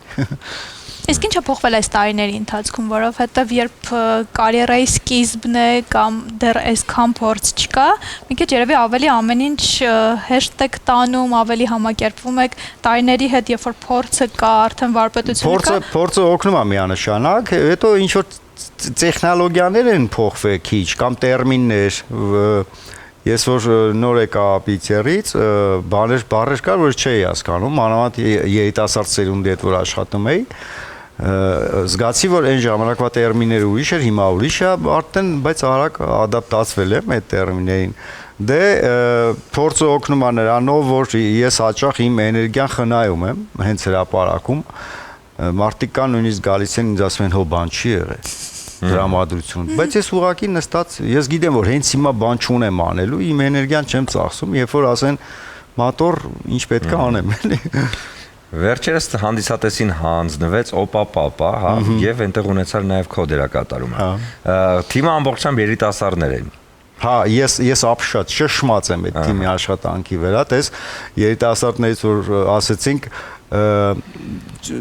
չեմ կարող ասեմ, որ սկզբից կասկածներ ունեցել եմ, որովհետև հենց առաջին հանդիպումը ու մեր առաջի ծանոթությունը արդեն շատ պրոֆեսիոնալ էր, բայց ես գիտեի, որ իրանց որպես առաջի գործ, մեծ գործ, առաջինն էր, բայց մի վարքյան չեմ կասկածել, որովհետև հենց առաջի օրվանից հասկացա, որ շատ լավ թիմ է հավաքվել։ իսկ երբ որ արդեն սկսեցինք չիտկեկի process-ը, այդտեղ էլ հասկացա, որ շատ ճիշտ casting են արել դերասանների, շատ է, որ ամեն մեկը իր տեղում էր։ Իսկ ֆիլմը, այո, 29-ին պրեմիերան էր, նայել եմ շատ մեծ ոգևորությամբ։ Ֆիլմից առաջ թեպետ ասել եմ, որ սա այն ֆիլմերից է, որ նայելուց հետո էլի կուզեմ նայեմ, ու հենց հիմա ուզում եմ ես։ Երկրորդ անգամ գոնե նայեմ։ Շատ սիրուն էր, իր ձևաչափը բավականին որ նկարվել էր, բայց ֆիլմ չէր մտել քո տեսարաններից։ Չէ, ժամացույցի պես աշխատել են։ Ինչ կար ժամացույցի պես աշխատելա ու ձևաչափն էր հետաքրքիր, որովհետև մենք սովորաբար նկարանում ենք գարնանը, չէ, մայիս, հունիս են, որ կանաչը սիրուն բան։ Այս նկարումները փետրվար ամսին էին, Հայաստանի լավ ցուրտ գյուղերից մեկում, մետրանոց ձուն։ Այդ սիրուն էր, որ առաջի այսքից մի քիչ վախենալու է, որ բայց այդ գյուղը, այդ իրա պետք է ասեմ այս բառը թրիկը կադրում սիրուն էր չգիտեմ էլի այն որ մտածում ես կարող է էսթետիկ գեղեցկություն չունենա բայց կոլորիտային խախլված գյուղը բան դատարկվող գյուղ բայց շատ սիրուն էր մերսի Եվ հետաքրքիր է, որ թիմը նոր էր եւ համագործակցությունն էլ նոր է, վստահությունը որտեղից եկավ, որ համաձայնեք այս պրոյեկտում լինել։ Նախ իմ կերպարը առաջարկել էին ֆիլմի հեղինակներին, իմ ընկերները, ովքեր նաեւ գրել էին այդ ֆիլմի սցենարը։ Իդեպ իրանց համարել էր դա որպես առաջին գործ, հենց ֆիլմի սցենար։ Ռաֆա Ջալալյան, Տիգրանը ու այդ վստահությունը տեղից էլ է նաև գալիս, որ եթե տղեկը ինձ առաջարկում են, ուրեմն լավն է։ Եվ ունեք նաև նորություն բեմում, Բոհեմ թատրոնում է սպասվում։ Այո, շատ անսպասելի հրավեր ստացա Բոհեմ թատրոնից, ներկայացում խաղալու, ճիշտ է, ես թատրոնի այդքան շատ մեծ փորձ չունեմ, լարվածություն կա մինչև հիմա, ու ամեն անգամ Նարեկ ու Անիչին, որ ասում եմ վախենում եմ, ասում եմ այդ լավ է, բայց չգիտեմ, նախնականով երևի հուլիս ամսին կհանձնենք ներկայացումը, բայց շատ լավ գործ է, շատ խնդալու, շատ լավ պարտներներ ունեմ, անամպեր սպասում եմ, որ ստացվի այդ լարվածությունս էլ ինչ-որ չափով կոտրվի։ Իսկ մոնո ներկայացումների իդեա դեռ չկա։ Մոնո ներկայացման շատ լավ իդեա կա, ես երկար տարիներ մտածել եմ այդ մասին ու վերջապես արեցի, դա շատ իմ համար անձնական թեմա էր, իմ Գերդաստանի հերոսները, իմ Գերդաստանի մարդիկ են, իմ բարեկամներն են, իմ հարազատները, այդ պատմությունը իմ համար շատ սիրելու հարազատ է, ստացվեց, մենք փորձեցինք եւ խաղացինք, պրեմիերան տեղի ունեցավ Գյումրիում, մի հատ էլ Երևանում, բայց հետո մենք այդ պրոյեկտը կանգնեցրեցինք, տեխնիկական հարցեր կար, բայց նորից խաղալու եմ այդ լավ ներկայացումը։ Արտյոմ, ֆիլմը ինքը նկարվեց եւ վերջ, այն ինչ որ կա կադրում արդեն ֆիքսվել է եւ դա արդեն միշտ է, բայց թատրոնը տալիս է այդ իմպրովիզացիայի հնարավորությունը, կենթանի արվեստ, ամեն անգամ նույն ձև չես խաղում կերպարը, ամեն անգամ նոր բան ես բերում կամ ընկերներից հետես ինչ որ բան վերցնում, ավելացնում, որն է քեզ ավելի հարազատ, կինոն թե թատրոնը։ Ոչ թե ավելի հարազատ, ես ավելի կոմֆորտ եմ զգում նկարման հրապարակում, թատրոնում էլ եմ ասում, փորձը շատ քիչ է, բայց այդ տարբերության մասին գիտեմ ու երկուսն էլ շատ դժվար են իմիջայլից, որովհետև եթե դու շանս ունես երկրորդ անգամ փորձելու այդ նախադասությունը այլ կերպ, թատրոնը այդ հնարավորությունը տալիս է, բայց ֆիլմը վերջի քաթն է, վերջի դուբլն է, ոնց եղավ, կարող է 20 տարի հետո նայես, ասես, այ ես հիմա ուրիշ ձև կանեի, բայց այդ հնարավորությունը էլ չունես։ Հիմա թատրոնում, եթե դու այդ հնարավորությունը 10 կամ 20 անգամ կամ ավել հնարավորություն ես անելու, այդ էլ չգիտեմ ինչ հետաքրքրություն կտա։ Ինքդ քեզ, քո համար էլի դա ոնց կլինի, էլի։ Էլի չգիտեմ, պետք է խաղանք փորձենք։ Իսկ տեքստերի առումով, տեքստերի ձեռքին տանջվող դերասաններից եք թե հեշտ եք հիշում։ Շատ հեշտ եմ հիշում, հա, ես արագ եմ սովորում տեքստերը, դա նաև ունի իր նպաստել երկար տարիների սերիալներում նկարվելու այդ պրակտիկան, որովհետև սերիալներում օրը մի 30 էջ մենք պրոդուկտ էինք նկարում, Իսկ հիմա ասենք ներկայացման ժամանակ, չգիտեմ ինչքան է էջերով, բայց 30 տեսարան ոնց որ լավ երկու սցենար հաշվենք։ Ու շատ խնդալու էր, երբ որ մենք առաջի անգամ հանդիպելու ենք Օանիչի բնակարանում տեքստը կարդալու, ես իմ սցենարը թողել էի այդտեղ, մոռացել էի, որովհետև էլի իմ պրակտիկայում չի եղել, որ ես իմ սցենարը հետս տուն տանեմ։ Նկարահանման հրապարակում նկարվակ վերջացավ։ Ու երկրորդ օրը ասեց կարող եք գիտես ես քո սցենարի պահակն եմ։ Ու հիշեցի որ պիտի տանեմ, նշումներ անեմ, աշխատեմ, բան, էլի sense պապկով տարաբերեցի։ Հիմա ոնց որ կտրվել եմ, թողել եմ թատրոնում։ Ահա։ Չէ, ես հեշտ եմ սովորում։ Ես մտավախություն ունեի, բայց որովհետև հենց այս ներկայացման մեջ սկզբից մինչև վերջ կամ ու իմ տեսարանները շատ են, ուստի շատ են բոլոր տեսարաններում եմ, ավելի շատ տեքստ կա, բայց ես ոնց որ թե հաղթահարել եմ ու արդեն կտրվել եմ տեքստից։ Եթե ֆիլմը դու նկարես, ինչպես կկոչվի արդյոք։ Եթե ֆիլմը ես նկարեմ, այնքան դժվար հարց ես տալիս հիմա։ Ես տարիների որովհետև նախ չեմ մտածել ֆիլմ նկարել, հետո որ նկարեմ ինչ ֆիլմ կնկարեմ։ Բայց հիմա դու լավ միտք ես ինձ տալիս, գիտես։ Մի բան կարելի է նկարել։ Չգիտեմ ոնց կկոչվի վերնագիրը, բայց ինձ թվում է մաքսիմում 2 տառանոց բառ պետք է գտնեմ, էլի տենց։ Yes, կամ դու։ Խի։ Լավ։ Եվ հետաքրքիր է հայկական կինոարտադրությունը ինչն է ամենաշատը նյարդայնացնում, ինչը կուզեիք հանեիք, չլիներ առհասարակ։ Նա գաղտնիք բացեմ, ունես չի որ շատ ֆիլմեր եմ նայել, ոչ միայն մեր, այլ ընդհանրապես ես այդքան ֆիլմ նայող մարդ չեմ համարում ինձ էլի։ Ես կարող եմ մի հատ ֆիլմ նայեմ 10 տարի հետո ոչ մի բան չնայեմ, 10 տարի ֆիլմ չնայեմ։ Այդ ֆիլմը իմ համար տես տպավորվել է մնա հələ էլի այդտենց։ Այն ինչը որ կա, էլի եմ ասում, շատ քիչ տոկոսը կարող եմ ասել որ տեսել եմ, բայց նյարդայնացնելու բան չեմ գտնում, ինձ ավելի շատ ուրախացնում է այն փաստը որ հիմա արտադրողները շատացել են։ Ակտիվություն կա։ Հա։ Ես նույնիսկ գիտեմ, որ կինոթատրոններում այդպես լուրջ հերթեր է, եթե դու նոր ֆիլմ ունես, կարող է չգիտեմ, տվյալ տարվա համար չունենա տեղ։ Այդ կողմից լավ է։ Մի կողմից հիմա նայում ենք, որ հա, շատ է, ուրեմն կարող է որակը քիչ լինի, բայց ինքը իր ապելյուսներ ունի։ Շատի մեջից են ծնվում այդ լավերը կամ շատ նա այդ պրակտիկան է, որ կոփում է, մի քանի տարի հետո կունենաս այն ինչը որ ուզում ես։ Բայց ես չեմ ասում, որ հիմա չունենք կամ շատ վատն են, էլի։ Նյարդայնացնող երևի մտքիս եկավ։ Չգիտես ինչու հիմա մանավանդ կոմեդիա ժանրի մեջ սաունդթրեքներն են ինձ ջայնացնում, սաղ նույնն է։ Սաղ Բրեգովիչը, սաղ Կուստուրիցը, էլի, սաղ կա, եթե կամեդիա է, տարա, էլի։ Նա ուրիշ բան չկա, էլի։ Դե դուք դեռ մի քիչ սպասեք, հեսա AI-ով ավելի վատ տարբերակներ են գալու։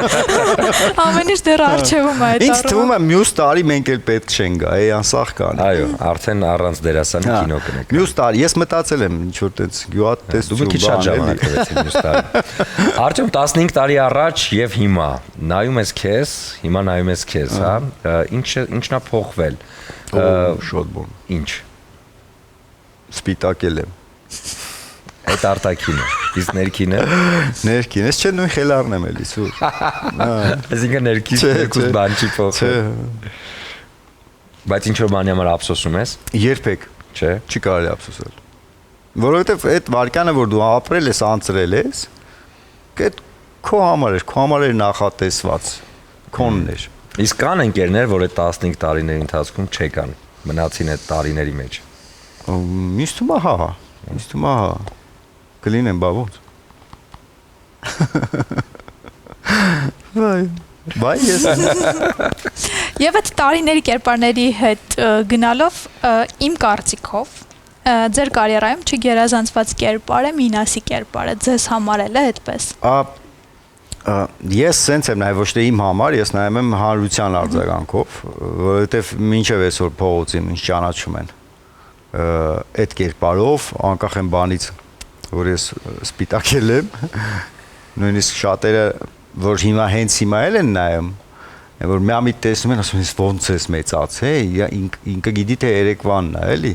Այո։ Հա, մի օրվա մեջ, էլի, մի անգամ ինձ մի հատ կին լիֆտի մեջ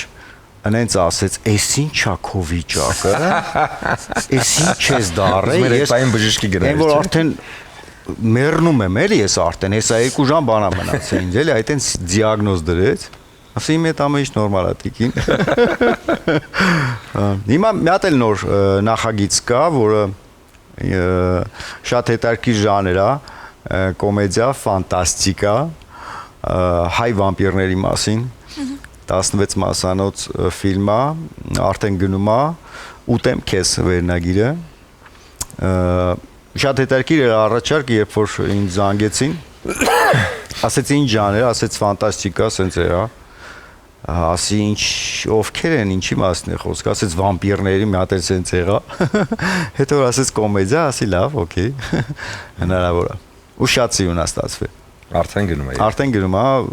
կարծեմ 7-8 սերիաներ արդեն կան, հասանելի են։ Արտյոմ, շատ սիրուն գնացիք իմ հարցից ուրիշ տեղ, Ուրեմ գնացի։ բայց լավ, ձեր համար կերպար առանձնացրեք, որը սենց յուրահատուկ տեղ ունի։ Յուրաքանչյուր կերպար, որը ես խաղացել եմ։ Մեկը որ սենց շատ ինձ միշտ ասում են ամենասիրածդ կերպարը որն է, իմ համար միշտ եղել է Ծոյիցո Հայաստանի շարքային Գնդիկ Բոկոնիկյանը, որովհետև ես այդ կերպարի մեջ դրեցի այն ինչը որ ունեի այդ ժամանակ ու այդ կերպարը ինձ բերեց այն հայտնությունը, որը ես այսօր ունեմ։ Ու ինքը այնքան լավ խելառ էր, որ ես իրան սիրում էի, այդքան բան։ Այսինքն, որ ասեմ ինքը տենց շատ լուրջ կերպար էր, ես լուրջ դերասանական խաղ գնացել, չէ, ինքը ուղղակի խնդցնող կերպար էր։ Շարքային Գնդիկ Բոկոնիկյանը, եթե կհիշեք։ Իմ համար ինքը եղել է իմ առաջինը ու ստացվածը։ Իսկ մարդիկ որ արձագանքում են որ ինչ-որ բան ա փոխվել, պարզապես Արտյոմ, երբ որ մենք ինչ-որ մեկին շատ սիրում ենք, հա, մենք պատկերացնում ենք չի մեծանում։ Մնում է այդպես, ինչպես այդ պահին իրեն սիրել ու երկրպագել են ու երբ որ տեսնում են արդեն քիչ մեծացել ես, դե արտակնապես փոխվել ես, զարմանում են, ոնց։ Դու էլ ես մեծանում։ Ասես քայլելուց արդեն դանդաղ են քայլում, վախենալով։ Աստիճանները ազի բացած։ Լավ, մոտավորապես 10 տարի հետո ինչպես ես տեսնում Արտյոմ։ Ինձ քաչալ։ Ամեն ինչ քեզ էլ ներառյալ։ Չէ, ինձ թվում է մարդու տեսակն է, որ քո մեջ այդ խառնվածքը կա, այդ խելառությունը լավ իմաստով, դու չես փոխվի։ Ուզում եմ 100 տարի ապրես։ Նույն խելառն եմ մնալու ես, ինձ թվում է։ Էլի տենց գալու եմ, նկարվելու եմ, փախնելու եմ սարերը, գնամ ձորերը։ Տենց Մարդիկ երազում են Իտալիայի որևիցե մի լեռներից սարերի վրա, տուն կառուցեն, հետո այնտեղ այգիներ մշակեն, ծով։ Օրինակ տես, ես այդ դուրս գնալ, հանգստանալ, հա, լավ բան է, գնալ տեսնել մշակույթը տարբեր երկրների, ինչ որ չափով իմ կյանքում հասցրել եմ տարբեր երկրներում այդ ամեն ինչ տեսնել, բայց ես հիմա ափսոսում եմ այն ժամանակի վրա, որը ես ապագայում չունեմ, ու ափսոսում եմ այն արտահայտության վրա, որ մարդիկ ասում են Հայաստանը փոքր է, Հայաստանը իրականում փոքր չի։ Հա, եթե համեմատում ես ինչ-որ մի երկրի հետ քառակուսիով կարող է, բայց ամբողջ կյանքդ Հայաստանում մանգաս, կյանքդ հերիք չի անելու։ Հայաստանում այդքան տեղ կա գնալու։ Ես ուզում եմ ապրեմ Հայաստանը, գնամ տեսնեմ։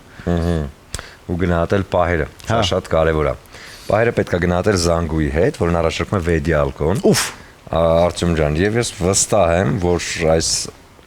կարմիր անապակ գինին կտա հնարավորություն այդտեղ մի լավ բնության հրաշալի վայրում բացելու այս գինին։ Այդ այսօր կբացվի։ Այսօր նույնիսկ արդեն։ Այսօր հենց հիմա ստեղից գնում եմ սար։ Շնորհակալ եմ քեզ, որ այս հանգստյան օրը նախընտրեցիր մեզ հետ առավոտն անցկացնել։ Շնորհակալ եմ ձեզ։ Ձեզ լավ օր։ Շնորհակալ ենք։ Ձեզ էլ շնորհակալություն։ Հիմա կարճատև դադար, որից հետո վերադառնանք եւ շարունակենք։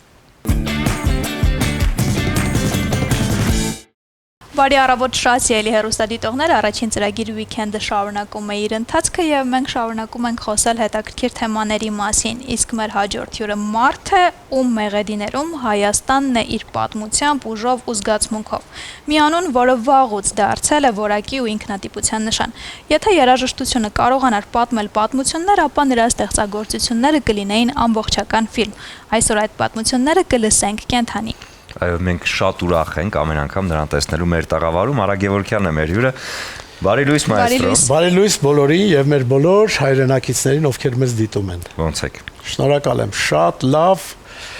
գործի մեջ, այսպես բուրըն աշխատանքային process-ի մեջ։ Դուք այն ստեղծագործողն եք, ով երբեք հանգիստ պարզապես չի կարողանում մնալ, հա, անընդհատ ինչ-որ բան ստեղծելու process-ի մեջ։ Սուրան ջան, հումորով որ ասեմ, հանգստանալու ժամանակ բոլորս էլ ունենալու ենք, հանդերձյալ կյանք։ Բայց դեռ շուտ է այդ մասի խոսը։ Դա համար քանի ապրում ենք, ինչ-որ մի բան պիտի արարել, պիտի ինչ-որ մի բան ստեղծել, եթե կարող ենք լավ հետք թողնել, եթե կարող ենք բարին սփռել, եթե կարող ենք լավ աուրա ստեղծել, որպեսզի հետագայում մեր երեխաները մեր անունը լսելու չամաչեն, թորնիկներ, երեխաներ, կարծում եմ, եթե բոլորս այդ տեսակ մտածենք, կդառնանք շատ ավելի բարի, շատ ավելի իրար ցանկացող, կամեցող, իրար հանդուրժող, իրար օգնող։ Ի վերջո մենք մի ազգ ենք, բայց չգիտես ինչու անընդհատ մեր պատմության մեջ ուրիշի ձեռքով, այսպես ասեմ, դառնում ենք գյումրեցի,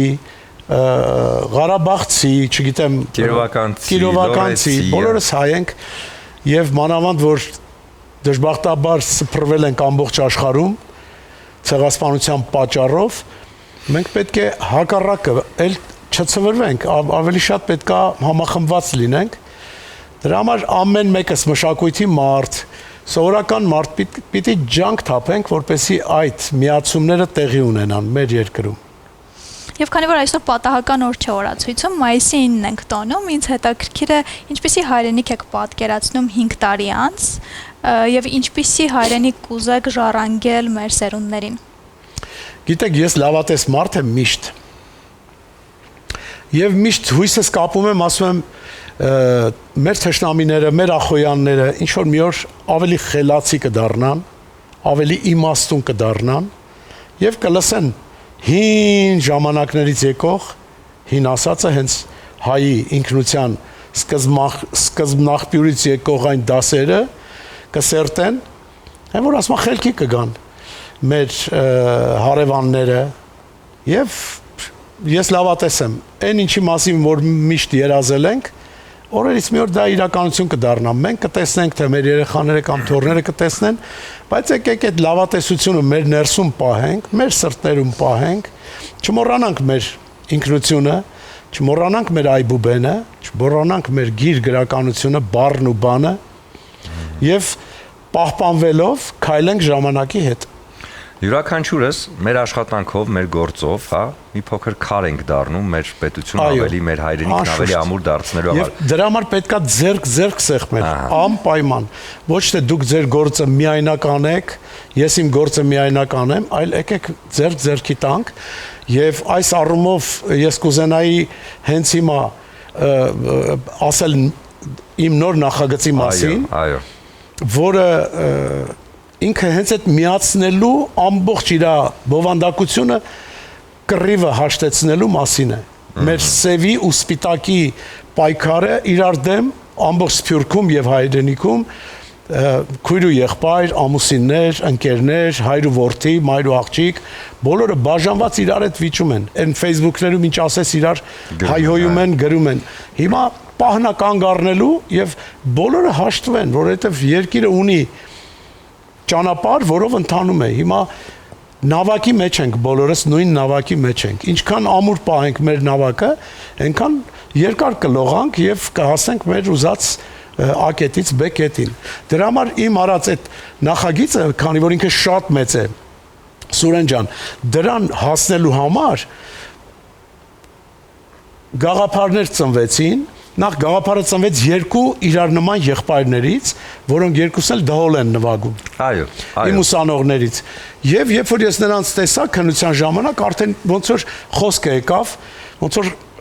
խնձորը կիսած երկու մասի, այսինքն հիմա հայրենիքն է խնձորը ու կիսված է երկու մասի։ Ու այս երկու եղբայրներով սկսեցի մտածել սևի սպիտակի ու նրանց հաշտեցնելու մասին։ Առաջացավ արդեն 1000 դհոլով անել նախագիծ։ Սևեր, սպիտակներ, բանակներ գան, կռվեն իրար հետ եւ վերջում, ասենք, Մայր Հայաստան կերպարը հաշտեցնում է բոլորին։ Որ ճճում է բոլորի վրա, ես ինչ եք անում եւ բոլորը դառնում են մի գույնի եւ սկսում են խփել նույն ռիթմը, այսինքն խոսքները մեկ է դառնում, հակ ու կապը տեսքը մեկ է դառնում։ Այս ամեն ինչը դհոլներով։ Այո։ Ես հիշում եմ վերջերս տեսա համացանցում հայտարարություն, որ հրավիրում եք բոլոր դհոլահարներին, ինչքան որ կան հանրապետությունում։ Եվ ինչ օրն եմ ընկել, Սուրեն ջան։ Ուզում էինք 1000 դհոլ հավաքեինք, այս պահին կա, չէ, այս պահին գրանցվել են 1290 դհոլահար եւ բավական դհոլահարներ, որոնք մի քիչ դժվարանում են հաղթահարել եւ ճանապարհը եւ շատ փոքր են դոլարները չեն կարողանում ասենք խնդիրը երևի լուծել բավական արդեն ոնց որ հետ քաշվողներ էլ կան բայց մեր 1190 դոլարը այս պահին արկա է չհաշված Սփյուռքից այսինքն Ռուսաստանից Նովոսիբիրսկից 2 դոլարների մեծ խումբ Մոսկվայից Սարատովից Եվ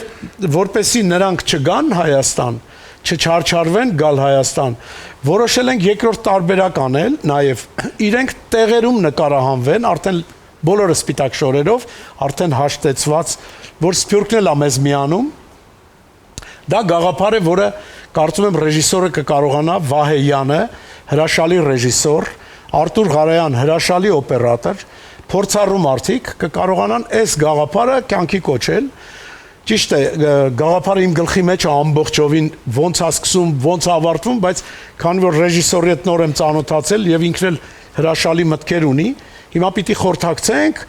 որպեսզի գտնենք արդեն չնայած մասամբ արդեն գտել ենք, ինչ որ գտել ենք, եւ կյանքի կկոչենք, բայց այս մեծ նախագիծը կյանքի կոչելու համար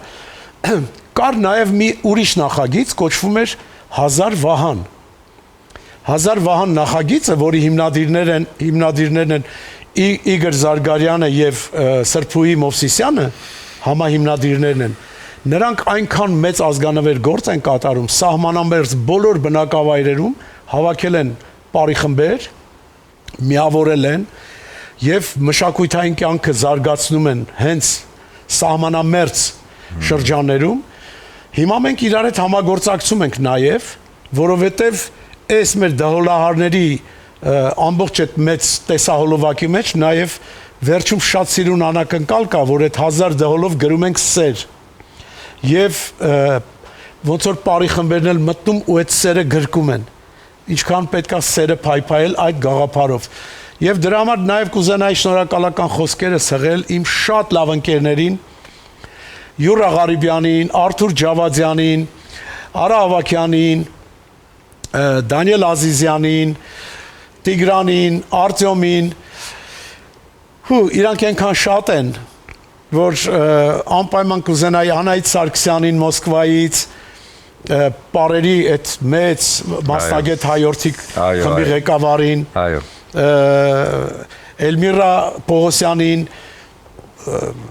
Շարլ Ազնավուր կենտրոնական գրադարանի տնօրեն,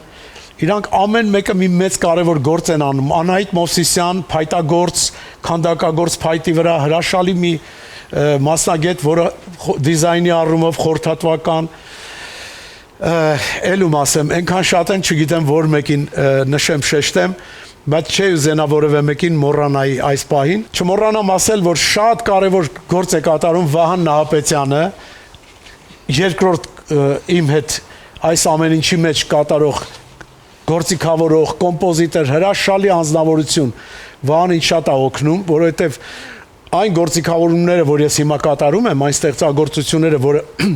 հորինում եմ կամ մշակում եմ, վերջում ոնց որ հանձնում եմ Վահանին, ասում եմ Վահան ջան, հիմա դու քանի որ ժամանակակից ավելի երիտասարդ, ավելի այս գործիքներին, տեխնիկաներին տիրապետող անձ ես, խնդրում եմ մի հատ այս ամեն ինչի վրայով անցի, ձայները շտկի, նորովի ձայներ ավելացրու, գումարի ու ինքը ավելի շատ լավ բան է ստացվում, մենք համատեղ իրար այդ լավ կարևոր գործը կատարում ենք։ Այդ օրը,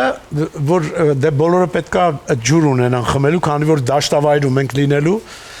Յուրա Ղարիբյանը ուրեմն օգնում է այդ բոլորը ապահովում է ջրերով, բայց մի տարբերությամբ, որ շշերը բոլորը լինում են հատուկ պիտակներով, 1000 դահոլ այդ հատուկ պիտակներով, մի խոսքով շատ ցանկալի է եւ հագուստներն են այսօր կարվում արդեն։ Ես շատ մարդու եմ շնորհակալ։ Ուզում եմ անընդհատ խոսքից մեջ նաև հիշեմ։ Բայց հետաքրքիր է նախագիծը երբ կհանձնվի արդեն հեռուստադիտողի դատին, երբ կտեսնենք արդյունքը։ Հուսանք, որ վաղը կախված է էլի արևից, եղանակից, որ մեր նկարահանումը հենց վաղն է լինելու, ամսի 10-ին, եւ տեղն էլ մոտավորապես արդեն ասեմ ընտրված տեղը, աշտարակի ճանապարհից դեպի Եղվարդ տանող խճուղու այդ հատվածում, այդ Եղվարդի այդ ճանապարհի հատվածում է լինելու, որովհետեւ միակ տեղն էր, որ շատ ընդարձակ դաշտավայր է եւ նկարահանման համար շատ հարմար է։ Նախապես ընտրված էր սովետաշենի տարածքը, բայց այնտեղ երբ դրոնը բարձրանում է վերև, շատ կադրեր են մեջտեղ հայտնվում, որը խանգարում են մեր նկարահանումներին։ Պարոն Գևորգյան, երբ որ ձեր երաժշտությունը ծնվում է, հա, ձեր երաժշտությունը փոխում է սերունդների մտածելակերպը, փոխում է աշխարհի ընկալումը Հայաստան աշխարհի հանդեպ, եւ դա ապացույցն եղավ Արցախ ստեղծագործությունը, որը շատ երկար, հա, ապրեց եւ ապրում է, եւ շատ երկար շատ տարբեր ազգերի մարդիկ պարզապես օգտագործում են իրենց պրոյեկտներում։ Ես կարծում եմ, որ սա, որը հիմա դուք անում եք, այս նոր գործը, նույնպես ունենալու է բռնելու է նույն ճանապարհը։ Տեսեք, ես էլի շատ մեծ շնորհակալություն պիտի հայտնեմ ՎՏԲ բանկին, Արա Ավագյանին, Գանե Հարությունյանին, շնորհակալություն Արամ Քոչարյանին, իմ շատ լավ ընկերներին, որոնք այս նախագծի կողքին են եւ շատ կարեւոր խնդիրներ են իրանք կարողանում լուծել եւ եթե մենք կարողանանք իսկապես իմ երազանքը ամբողջովին ի կատարածենք, դա վերաբերվում է նաև այն բառը, որ պիտի գրվի սեր, ինձ մոտ կար նաև երկրորդ գաղափար, որ դա անգլերեն լեզվով գրվեր love each other, այսինքն աշխարհին խաղաղության կոչ, աշխարհին, քանի որ տեսնում ենք մեր շուրջը ինչա կատարվում, պատերազմներ եւ այլն եւ այլն։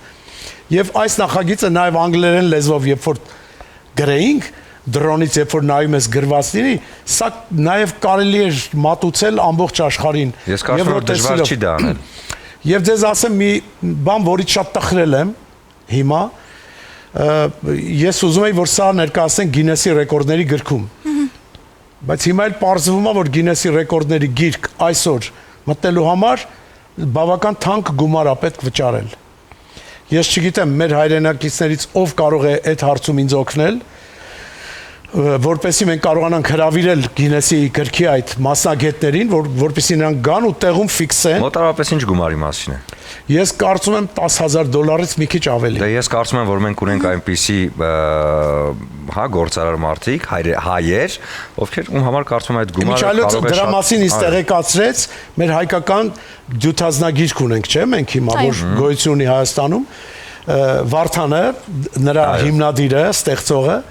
Եվ ասեց Արա ջան, հիմա ես խորհուրդ էի հարցնում իրենից, ասեց հիմա այդ ամեն ինչը գումար արժի։ Գումարով։ Դե եկեք դիմենք նաև մեր հայրենակիցներին Հայաստանում եւ Հայաստանից դուրս, ես կարծում եմ այդ գումարը շատ հեշտ կարելի է հա գործարար մարդկանց միջոցով հայթայթել եւ որպիսի մայեստրոյի երազանքը, որը բոլորիս համար շատ կարեւոր է ու շատ կարեւոր քայլ է, միանգամից դառնա իրականություն, որովհետեւ շատ կարեւոր է մենք մեր ներսում, հա, գաղափարը կրենք, բայց նաև կարեւոր է որ մեր կրած գաղափարը դառնա համամարտկային եւ դա արվում է ձեր շնորհիվ, ձեր էնտուզիազմի շնորհիվ։ Օրինակ Ադանա երգը կամ ցեղասպանության հետ կապված իմ գրած երգերը կարևորը այստեղ ինչն է։ Կարևորը նա է, որ ցեղասպանության մասին բոլորս գիտենք, բայց մենք դրա մասին պետք է խոսենք այլ լեզվով, որ ուրիշներն էլ իմանան։ Հիմա այստեղ նույն պատմությունն է։ Ես այս նախագծերը խաղաղության մասին նախագծերը ես սկսել եմ 2001 թվականից, երբ որ 43 երաժիշտ 14 երկրից միասին նվագում էին, երբ որ 8 լեզվով երգվում էր Love Each Other երգը խաղաղության 2007 թվին արած։ Հիմա վերջերս ես թողարկեցի նոր տեսահոլովակ մի կրակեք երեխաների վրա, հիմնված Կոմիտասի օրորդ ստեղծագործության հիման վրա։ Սրանք այն ուղերձներն են, ես այդ message բառը այդքան էլ չեմ սիրում, սրանք այն ուղերձներն են աշխարհին, որ մենք օկուպանտ չենք, մենք զավթիչ չենք, մենք հենց խաղաղություն սիրող ժողովուրդ ենք։ Մեր նպատակը հենց խաղաղությունն է, խաղաղ ապրենք բոլորի հետ, մեր հարևանների հետ էլ, աշխարհի հետ էլ եւ մեր մաղթանքը աշխարհին, որ իրանք էլ խաղաղ ապրեն, ասենք, տեսնում ենք պատերազմները անընդհատ մեկը մյուսին հաջորդում է, բայց եթե մշակույթի մարդը իր մշակույթով չնպաստի այդ խաղաղությանը, հասկացանք, շատ կարող ենք տերևի մասին երգ գրել, աշնան մասին, գարնան մասին, անձրևի մասին, նկարիչները կարող են շատ դաշտ ու սար նկարել, բայց պետք է մեր բոլորի սրտում լինի նաև կոչ անել, բոլորին խաղաղության կոչ անել, բոլորին, որ մենք սկսենք մտածել հանգիստ ապրելու մասին, հանգիստ ստեղծագործելու մասին։ Իհարկե այդ ամեն ինչը վերաբերվում է միայն արժանապատիվ եւ հավասարի հետ։ Խոսքով Իսկ եթե ուրիշ տարբերակ, որևէ հիմնական ֆոնդ կամ հաշիվ բացվի եւ յուրաքանչյուր քաղաքացի իր չափով կարողանա գումարը փոխանցել եւ Ես երբեք նման բան չեմ արել, դրա մեխանիզմները չգիտեմ։ Հետո ինչպես կարող ես հաշվետվություն ներկայացնել, թե որտեղ ծախսվեցին այդ գումարները, ինչը ամենակարևորն է։ Մարդը պետք է կարողանա ապրել ազնիվ, որպեսզի կարողանա հանգիստ քնել, որևէ մեկին պարտք չլինելով, այլ նայեք ձեզ մի օրինակ էլ բերեմ։ Ծիծեռնակաբերդում, երբ որ մենք նկարահանեցինք 1000 հոգով տեսահոլովակ, երգում էր մեր ազգային երգչախումբը, այսօր ի ուրախություն բոլորիս այն վերանվանվեց Հովհաննես Չեքիջյանի անունով, եւ ազգային ֆիլհարմոնիկ նվագախումբը Էդվարդ Թոփչյանի ղեկավարությամբ եւ Սփյուռքից ժամանած բազմաթիվ երգչախմբեր, բոլորս միավորվեցինք, առաջ Սփյուռքի նախարարություն կար եւ նրանք էլ կազմակերպեցին Իմ Հայաստան փառատոն եւ դրա շրջանակներում նաեւ եկան Սփյուռքից երգչախմբեր, ում էլ ես օգտագործեցի այդ տեսահոլովակը մենք ստացանք։ Արդյունքում ինձ հարցրեցին, ինչքան փող ծախսեցիք։ Ես միայն ցուցադրեցի 0 թիվը, որովհետեւ մայստրո Հովհաննես Չեքիջյանի, Էդվարդ Թոփչյանի հետ, այդ Սփյուռքի ամբողջ այդ անձնակազմի հետ մենք ձեր բռնած արեցինք մի գործ հայերեն լեզվով եւ անգլերեն լեզվով, remember հայերեն կանք ու կլինենք տեսահոլովակները, որը աշխարհում տարածվելուց նախ տեսահոլովակը ինքն է շատ հրաշալի կատարված, Վահան Սեթոյան ռեժիսոր, Արտուր Ղարայան գլխավոր օպերատոր, եւ արվեց շատ սիրով արվեց, որովհետեւ դա ուներ մեկ նպատակ, դա իմ երգը չէր տերևի մասին, կամ անձրևի մասին, կամ աչքերի մասին։ Ես կարծում եմ կարող եք դիտարկել այս տարբերակը, որովհետև մենք կարողանում ենք ազգովի լավ գաղափարի շուրջ միասնական մի փոքրիկ թիմ ձեր ղեկավարությամբ, որովհետև գաղափարը արդեն ձերն է, եւ սկսել նմանատիպ մի բան, որովհետև եթե լինի հիմնադրամ, այդ տեսակ, այնքան շատ բան իր տեղը կգա կընկնի, որովհետև նայած այդ հիմնադրամի հոգաբարձուները ովքեր են, եթե շատ տեսեք դուք ինձ տվեցիք մի հիշեցրիք մի գաղափար, որը ես վերջերս արդեն թղթի վրա գրած ունեմ, ես ուզում եի ստեղծել $1 համերաշխության հիմնադրամ, գիտեք ինչի մասին է, բայց հիմա կասեմ, որտեղ սա դառնում է հեղինակային իրավունքների պահպանման տեղ նաև, արդեն ասված է, ուրեմն մտածել էի այսպիսի բան, $1 հիմնադրամ ստեղծել, դա ինչ է նշանակում, որ ով որ $1 ամսեկան, ամեն մեկը, մանավանդ ես սա ուզում եմ անել առաջինը Ռուսաստանում, հետո Սփյուռքի ուրիշ գաղութներում, հետո նոր եթե շատ լավ է, ուրեմն ամբողջ հայերով, $1 բոլորը վճարում են, բայց այդ $1 հետ ավերադարձնում այդ մարդկանց, ինչով, եթե մոտավորապես 2 միլիոն մարդ է ապրում Ռուսաստանում, ամիսը $2 միլիոն դրվում է այդ հիմնադրամի մեջ, ճիշտ է։ Ուրեմն, ինչ դաստիարակչական, հայրենասիրական, ինչ նախագծեր գոյություն ունեն, ինչ համերգներ, բարձր որակի, բարձրաճաշակ համերգներ կկազմակերպեն, ասենք, օրինակի համար, Մոսկվայում կամ տարբեր քաղաքներում, դրանք բոլորը կլինեն անվճար $1 տվողների համար։ Պարզա չէ, ասենք շատ չբուժվող հիվանդություն կա ինչ-որ մեկի մոտ, մեկի երեխայի և անապաղ դա պետք է բուժվի Գերմանիայում։ Ես առաջարկում եմ, որ երբ որ կապացուցվի, նաև կլինի վերաստուգող խումբ մի հատ էլ, որը կստուգի, որ այո, ճիշտ է, որ չկա այդ տարածքում նման հիվանդության բուժում և բուժվում է միայն այլ երկրում, ուրեմն այդ երեխայի բուժում, այդ հիմնադրամից տրվում է այդ գումարը։ Այսինքն, ուսուցում, կրթություն, առողջապահություն, այդ ամեն ինչը ծախսվում է միայն այդ նպատակների համար։ Հələ նայեք, եւ ով որ գրանցված է այդ $1 մեջ, ով որ $1 տվել է, իրանց մեծ ցանկ է կազմվում համակարգչի մեջ, ով որ տվել է իր համար այդ մուտքը ջրի է, այդ դասընթացն անվճար է, բուժումը անվճար է, կարող է շատ լավ երիտասարդ կա, որը գերազանց տաղանդ է, ավարտել է մի հատ շատ լավ բու, տեղ եւ հիմա կարիք կա իրան կատարելագործել մի այլ երկրում, այդ գումարը հենց այդ հիմնադրամից է տրվում։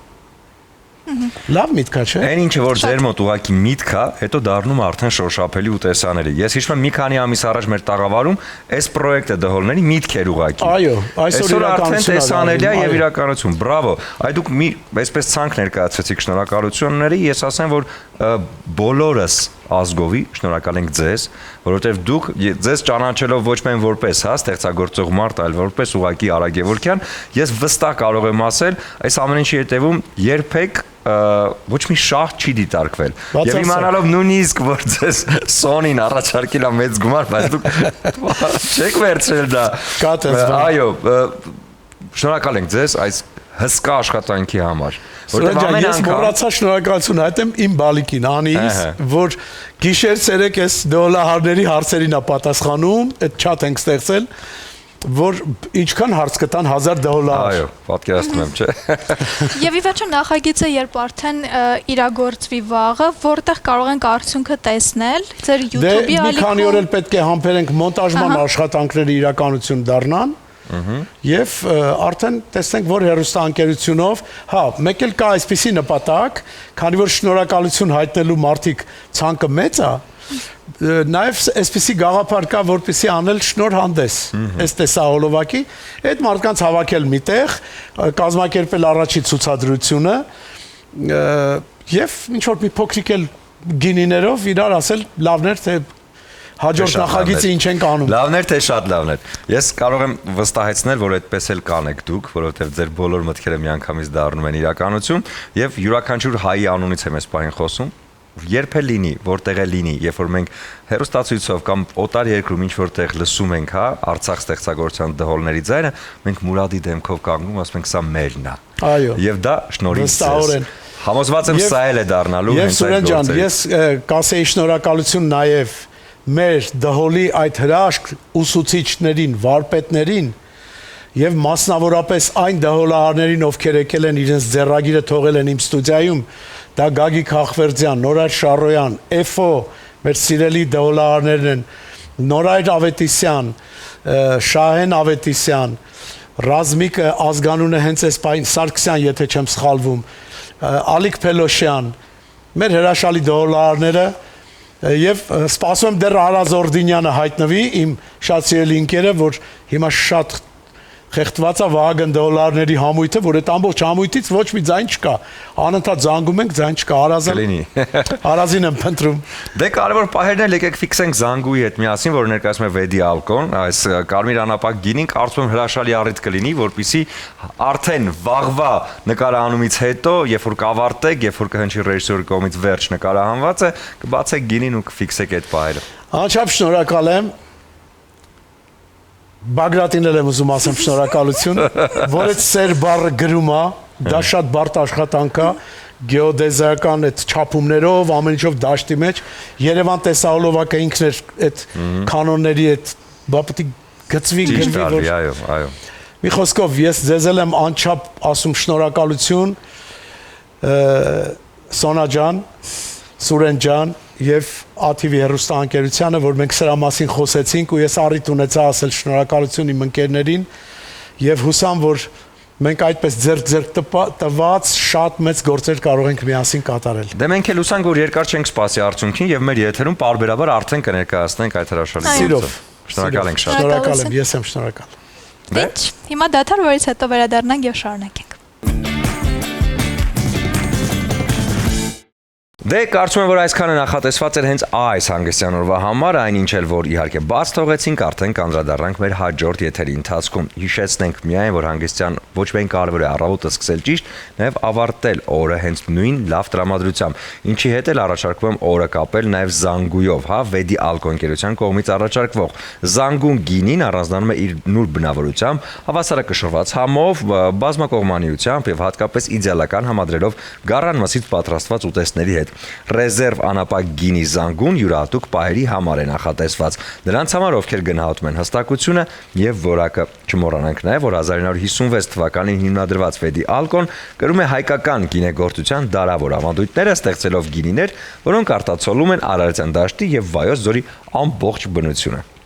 Եվ ձեր լավագույն առիթները իհարկե կարող եք վստահել բյուրի ֆաբրիկի պրոֆեսիոնալներին, որովհետև իրենք իդեալական դիմահարդարման եւ վարսահարդարման միջոցով կփոխանցեն դրական էմոցիաներ։ Մայիսյան տոներին ոչ միայն կանայք են նախընտրում գեղեցիկ լինել, նաև տղամարդիկ, որպեսզի դուր գան գեղեցիկ սեռին։ Master-Right Barbershop-ը շատ ճիշտ լուծումն է ձեր բոլոր այդ հարցերի։ Master-Right-ը գտնվում է Նալբանդյան 37 հասցեում։ Իսկ ոչ այն եւ տարբերվող կլինեք Դավնի խանութսրահի հետ միասին, այս շատ էսթետ խանութսրահն ունի 2 հասցե՝ Թումանյան 5 եւ Պուշկին 33։ Այցելեք եւ այնտեղ նոր տեսականին արդեն ներկայացված է, իդեպ այն շատ մեծ է եւ ընտրություն կատարելը բավականին բարդ։ Բայց բարդ չի ընտրել իհարկե առաջին ծրագիր weekend-ը ու վայելել հանգստյան օրերը։ Այսօրվա համար այսքանն էր նախատեսված։ Չմոռանանք ամենակարևորի մասին, որ այս ամենը պատրաստված էր սիրով։